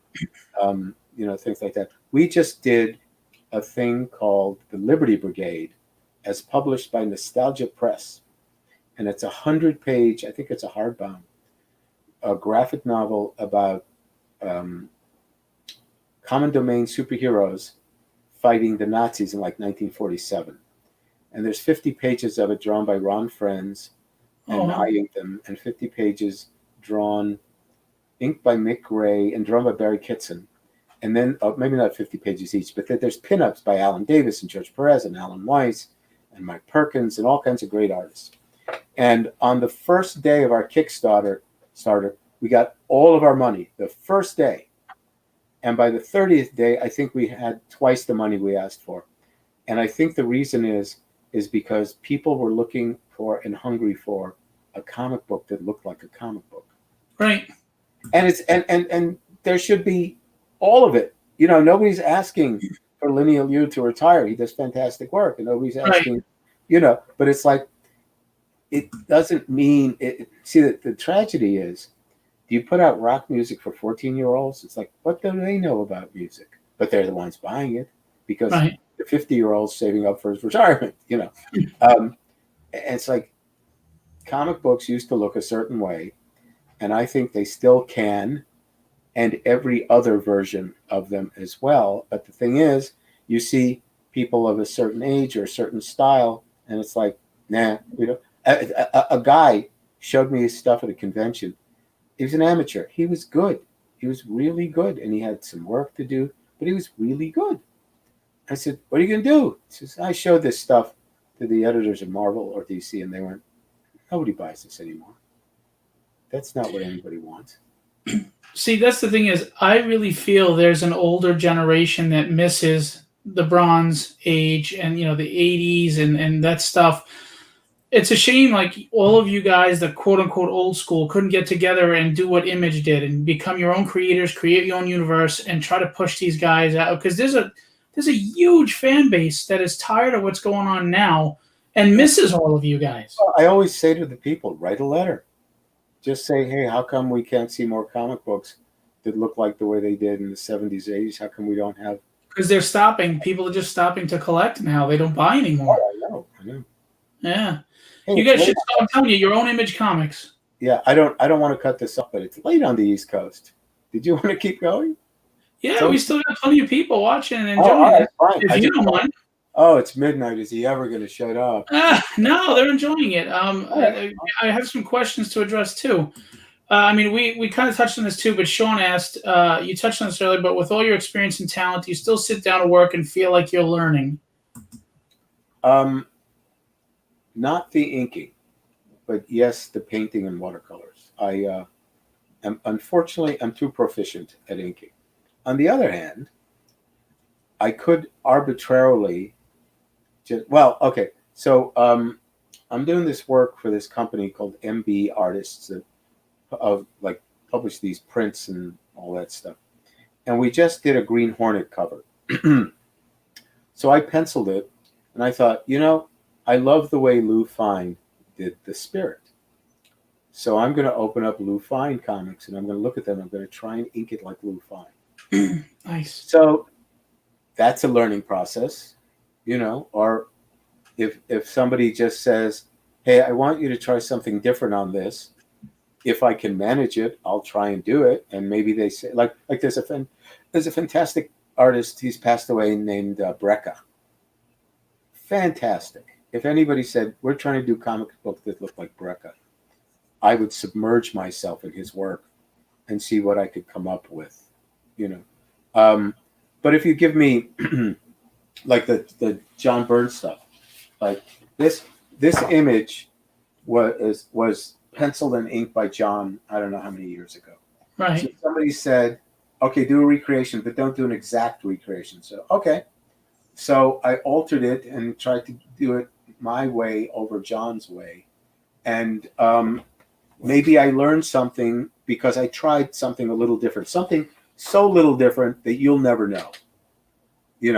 Like maybe I always use a brush for this part, and this time I'm going to use a pen. This time I'll see what happens if I switch my thinking. I always make a fat line here, and I'm going to make it thin this time and see what it does to the other thing. So I'm trying to keep myself interested by not doing the whole thing. Now, once, like I said, John Buscema was a wonderful guy. And I said to him, well, do you ever, I was being a real jerk. I said, do you ever find yourself repeating figures? And he went, oh, come on. John knew he repeated figures. He had 42 pages to draw today. You'll repeat yourself. Sure. And sometimes you'll be on instinct because the job's due tomorrow and you've got 5 pages left. Oh, okay. So somebody believes this story, but it's absolutely true. So Kyle Baker was my assistant, and then somebody lit the fuse and he took off like a rocket, and Kyle's a genius and all that. So Kyle was inking stuff, which I think is a waste of his talent because he's such a wonderful writer, pencil colorist. But anyway, so he called me up and said, I have a Peter Parker job to do over Mark Silvestri, and I need your help finishing it. I says, okay, come on over. So he comes over, and he comes over with an untouched 22-page job. I'm like, this is due tomorrow? Yeah. So I ink 5 pages of that job in one day until I can't take it anymore. Says, I got to get some sleep.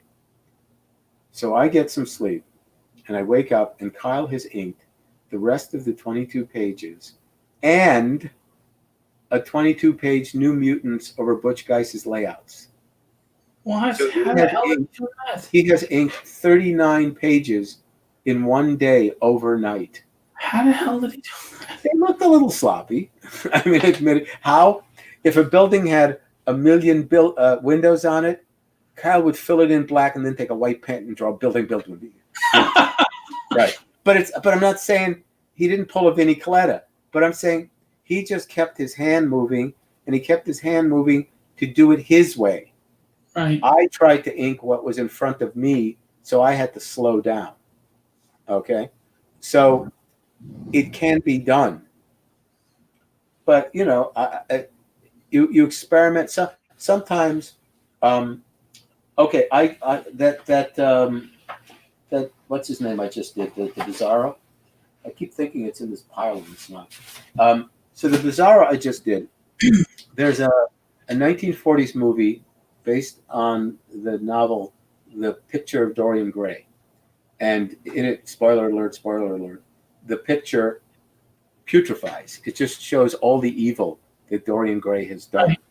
And they got an artist to ink it. I think his name was Ivan Valesky or something. And it's ugly and it's putrid and it's the way he painted everything. So I wouldn't put this picture in front of me, but I used my memory. And I said, I'm going to do Bizarro like that portrait of Dorian Gray. And so after it was done, I went and looked at the painting, and it had a bit of a similarity to it. So you can change your style by just saying, I'm going to ink this whole job like Joe Kubert. And then you go and look at 20 Joe Kubert comic books, put them away, and start inking. And I will do stuff like that, again, just to break up the monotony. I mean, I'll do a watercolor and say, I'm going to, and I will fail miserably. I'll try a Sargent. Okay. And I'll try Andrew Wyeth today. And I wish I could get that look of Charlie Reed. And I'll do a Bert Silverman, and I'll do a Danny Fords. And you know what? It all comes out looking like me, and that's the thing. In your mind, you think you're giving it a twist, and maybe what you're giving it is a little bit of an accent. We have quite a few questions now. Again, I absolutely love Ross Andru, Spider-Man artist. Did you ever work with him in any way or know him at all? Yeah, Ross was a very sweet man.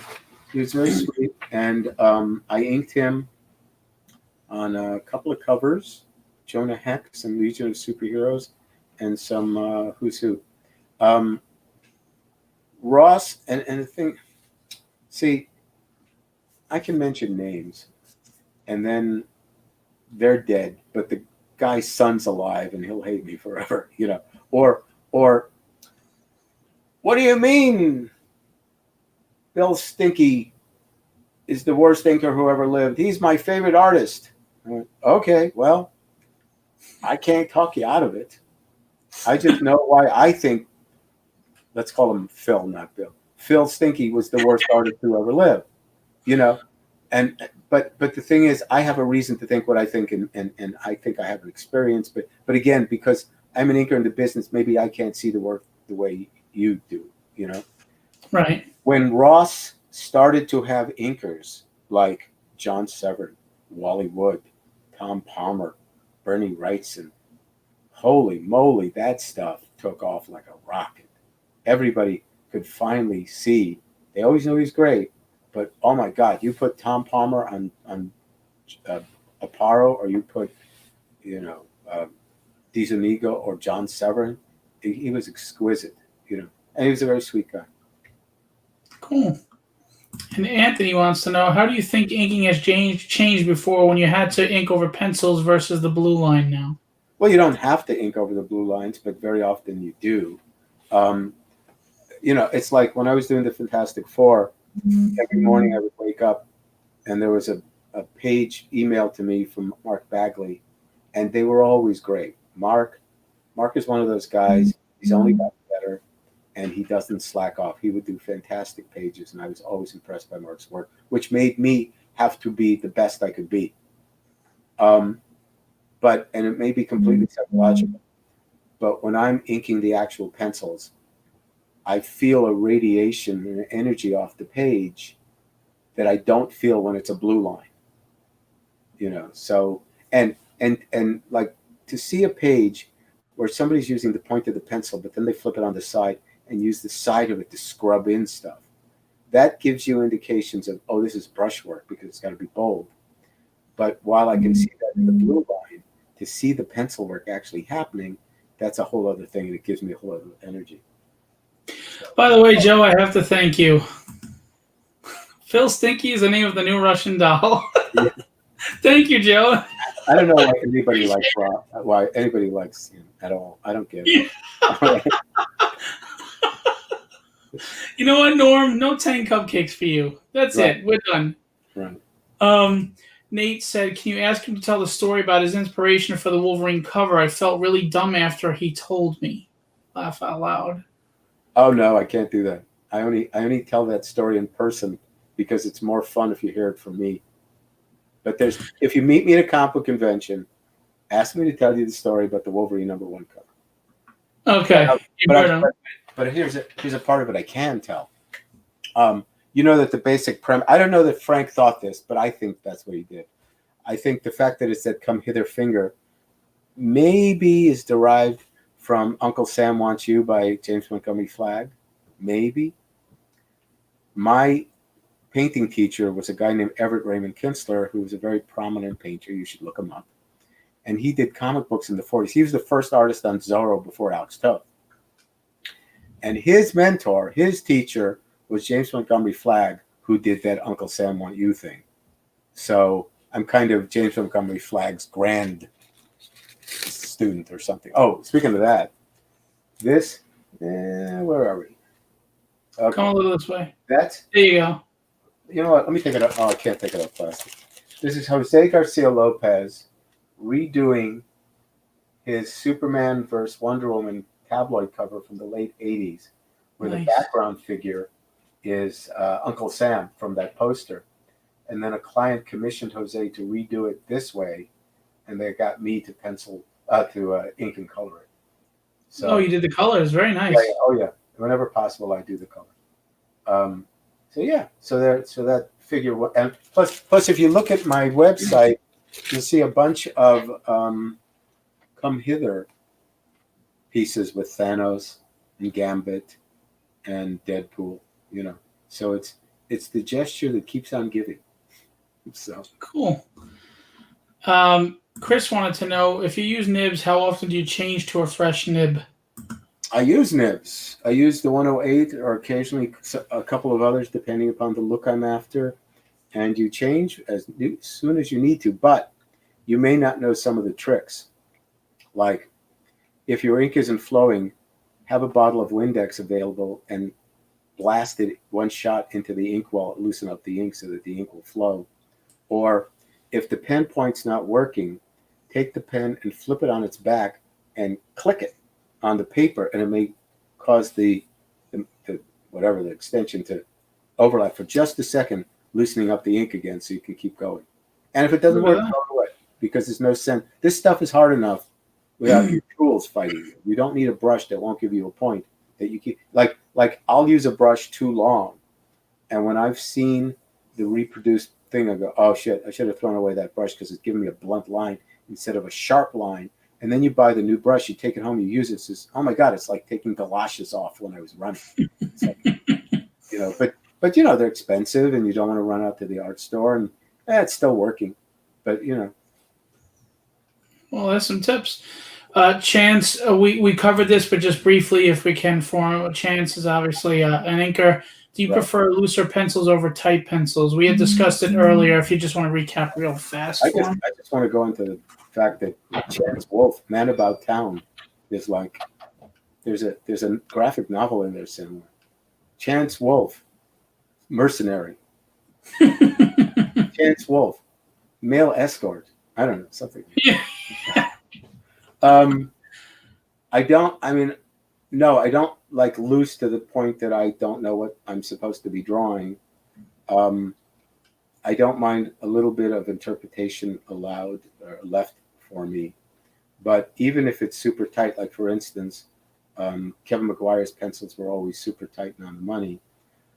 They weren't the most exciting to do, but I added a little bit of a polish, a little bit of weight, and there was no denying how very good they were when I was done with them because Kevin started them so good. And Norm is back. Oh boy. Windex to water down ink. I've been using Tang. Thanks, Joe.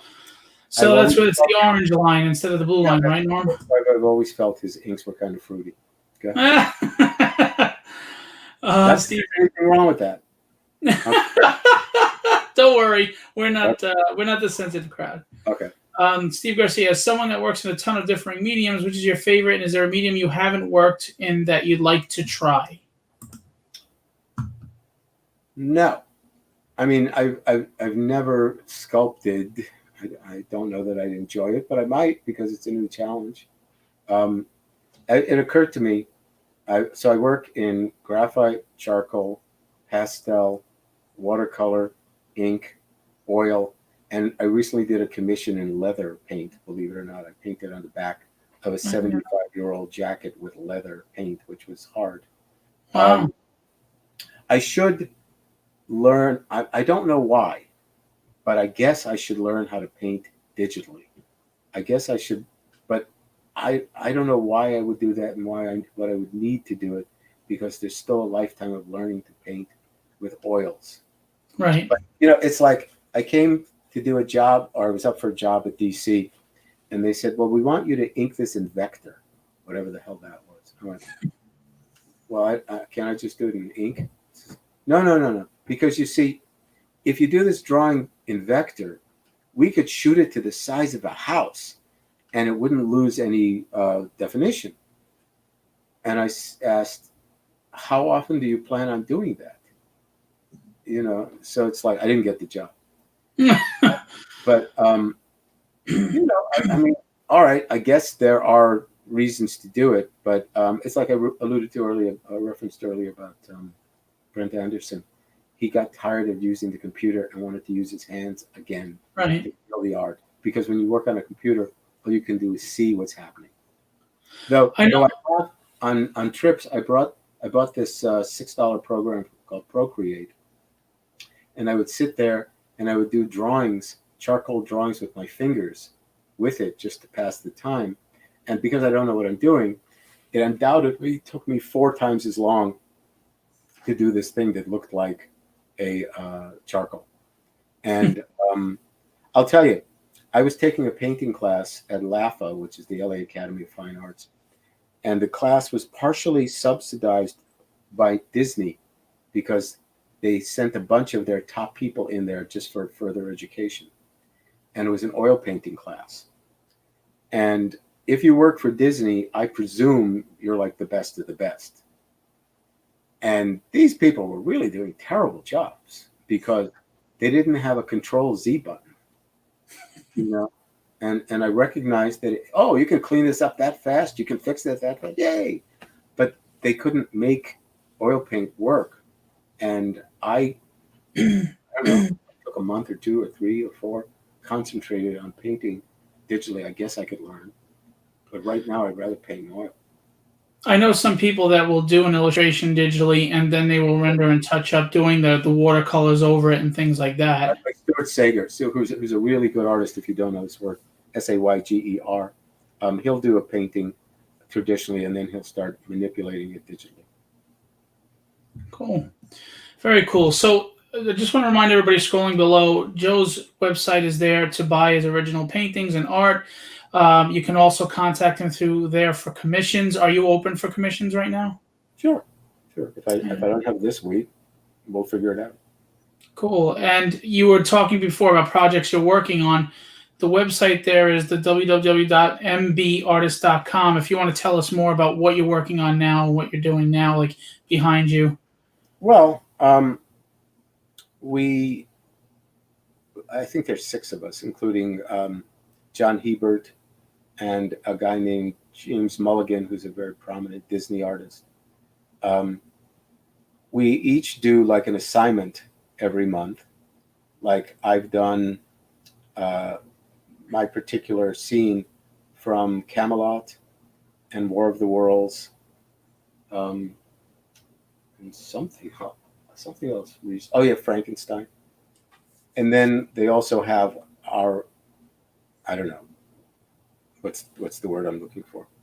The one that we want to submit, we take pride in. So then they make those into prints and wall hanging 30 by 60 foot and platinum plates and I don't know what.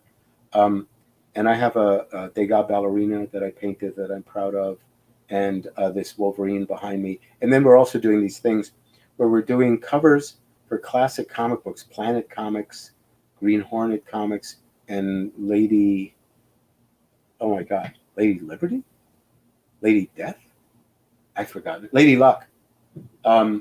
Where we do, let me see if I can get this. Right, okay. So Nice. that's an actual Planet Comics cover scene that I repenciled and inked.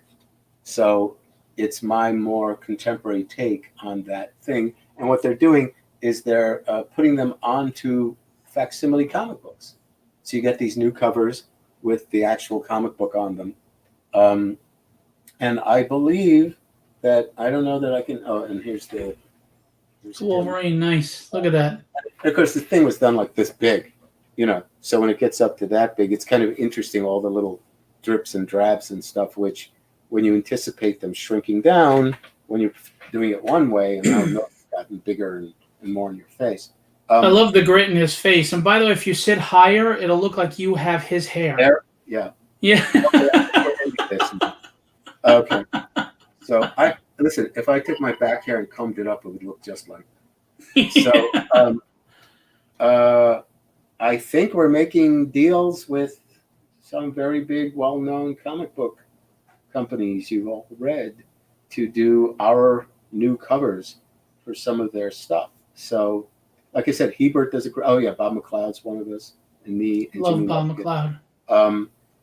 And so, I mean, like here's one of the pieces that I'm going to be putting in that I did the other day. So that's a portrait of Rembrandt that I did.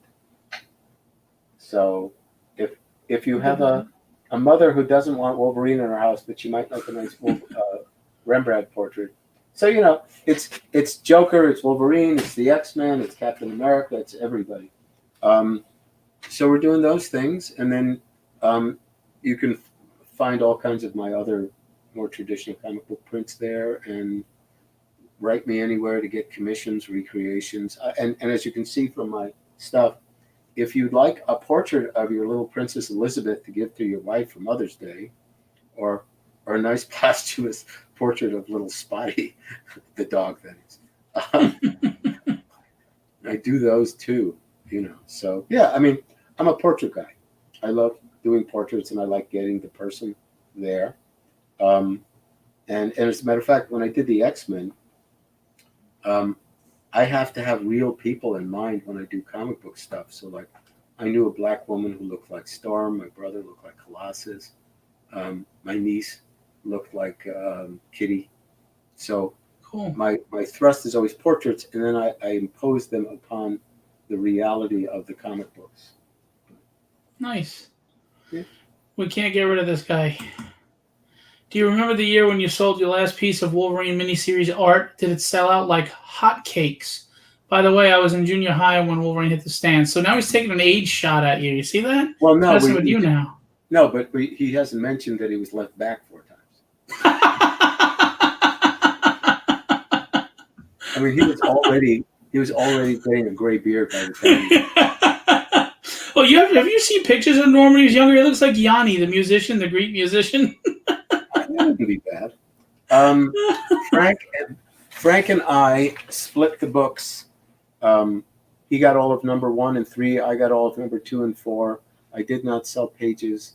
I know I sold all of book number 2 to one person, and I don't remember. Maybe I sold all of book number 4 to one person.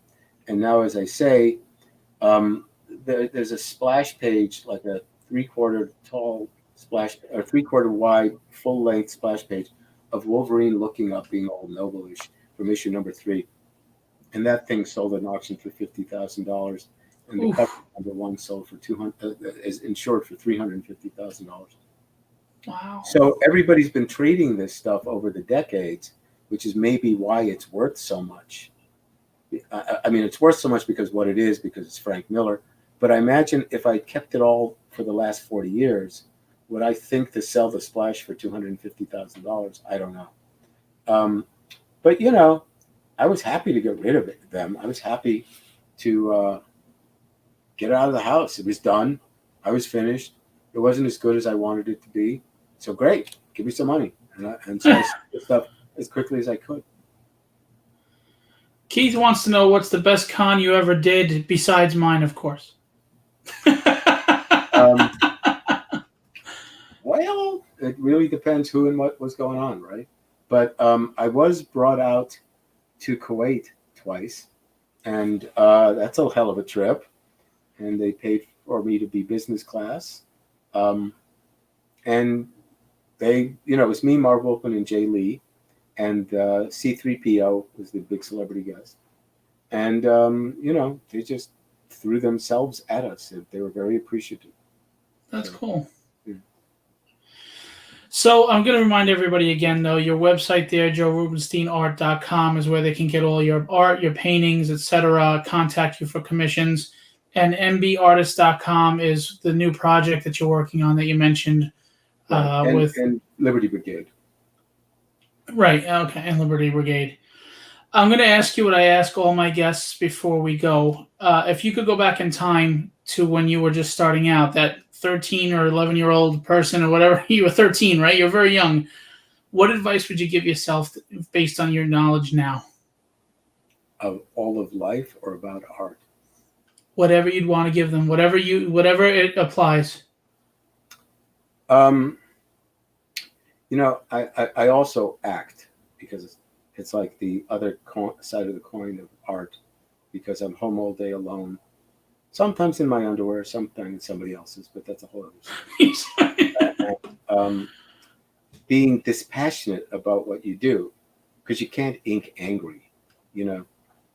So I would take acting class, which meant I had to get out of the house, put on my clothes usually, and then access my emotions. And my acting teacher, Diane Ainsley, said, what I think of you, what you think of me is none of my business. It's my motto. And I went, well, shouldn't I know if you like me or don't like me? I don't know. Shouldn't I be aware of what's going on? And I was talking to some guys who were a couple of years behind me in high school. I went to the High School of Art and Design in New York City, which was a vocational art high school, which is, you know, it's like I'm going to art school when I'm 11. I'm working at the studio when I'm 13. I'm going to art school at 17. I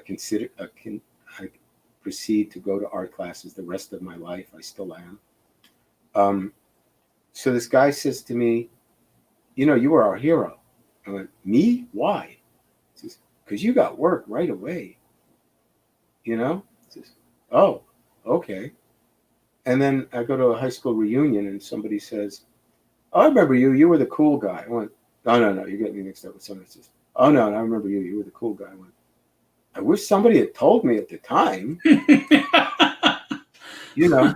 And one of the revelations I had, and somebody mentioned it early, like 17 hours ago when we started this interview, where they said, to me, Marvel Comics is you and Terry Austin and Klaus Janson, right? I didn't know that.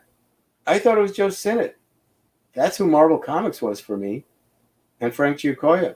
And so I'm this interloper I'm just trying to get work. I don't want to displace Frank Giacoia and Joe Sinnott and all those other guys. I just want to get work. And I get a lot of work, and Terry gets a lot of work, and McLeod and Jansen and Austin and all those guys. But I had no idea that I was one of the looks of Marvel Comics at the time. I just thought that my stuff was inadequate. I wasn't Jansen. I wasn't Sinnott. I wasn't Palmer. Wasn't Giordano. Wasn't Adams. Wasn't Williamson. So I guess what I'd like to say to the guy is, you're not as bad as you think, and don't throw it all out the window. Build, because I look at my old stuff, my fine art stuff, and I was traveling up a route, and I got so frustrated that I just threw it out and went a different route. I went, you could have built on that one. It would have gotten you there, you know. So it's a lot of it's artists, comedians, actors. They're all sick, right? And they all believe that if I got rid of my neurosis, I wouldn't be as good an artist, as good an actor, a good writer. I wouldn't have heartbreaking love songs to write anymore, you know. And the thing is you can be a perfectly happy, contented human being and still remember a time that you were brokenhearted and write that novel. You don't have to stay miserable. Right. So the way to motivate yourself is not always to put a Angst. blowtorch to your ass. You know, Right. it's like, I did well at this yesterday. Let's build on it. Because, you know, when I teach, I had some fantastic artists as teachers, but some of them were not very nice people, and some of them really could injure you because, you know, an artist is so sensitive. And some people tell me, a lot of my students tell me that I'm one of the very best teachers they've ever had because I remember what was done to me and don't do it. And what you got to get back to is, if you're a fine artist or even if you're a comic book artist, you started this stuff for fun. It was magic. You were sitting at a desk on a rainy day or a lonely day, and you drew a picture, and a picture showed up, and it was fun. And then you started to pay for art classes, and you were so frustrated, and you plateaued for years, and am I ever going to get any good? And I spent all this money. It's like, get back to fun. Try to let it go.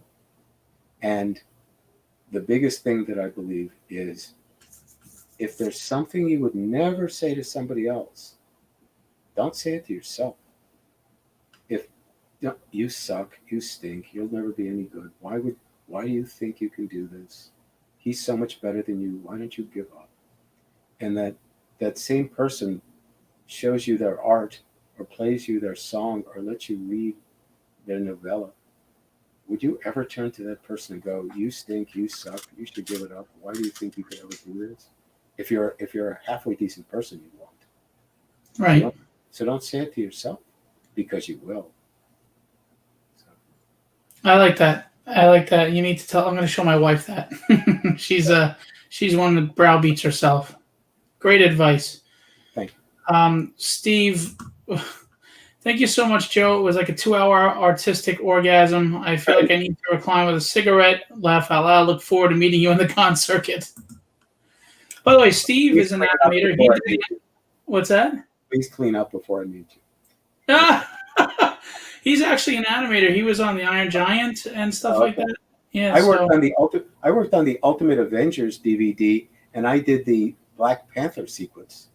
I didn't know that. Yeah, why would you? Oh wow, I have it. I'm also IMDb. Right, I have an IMDb listing, one for my acting and one for my comic book stuff. I was on the episode of Big Bang Theory where Stan was on, and I'm standing outside the comic book store waiting online to get his autograph. Except I'm standing right behind two of the main actors from the show, and they made me move back because I looked too much like one of those geeks. And I was also on Entourage on the San Diego Comic-Con episode, and I was also on Law and Order Special Victims, the one with D'Onofrio, where I was a street artist doing portraits. So, oh wow, I didn't even know all that. Nice. So acting credits. There was on the art department of Ultimate Iron Man and Ultimate Avengers. So you have to do like John Lovitz. Acting. Remember John Lovitz from Saturday Night Live? we don't agree on a lot, John and I, so I'll take a... Oh, you know John? No, but I listened to it until I stopped. Chance wanted to say thank you so much, Joe. That was awesome. Heather said thank you. That was awesome advice. And I want to thank you for coming on. I again want to remind everybody, scrolling on the bottom is everywhere you can find Joe and Joe's work. You've got his website right there. That's how you contact him for commissions. That's his Facebook. That's his Instagram. The MB Artist, that's where you'll see his new projects that are going on. And Lisa, that would be the email if you needed to reach him. But first, go through the website for any contacts. Go through the contact. Or like just Lisa at Joe Rubinstein Art is good too. It'll Okay. get me directly. Norm said, "Thank you, Joe. Thanks, Joe. Love you." Enough with the orgasms. Yeah. Russell, fine. Guys, thank you. Great podcast. Thanks. And then we've got John Ottinger. Thanks, Joe.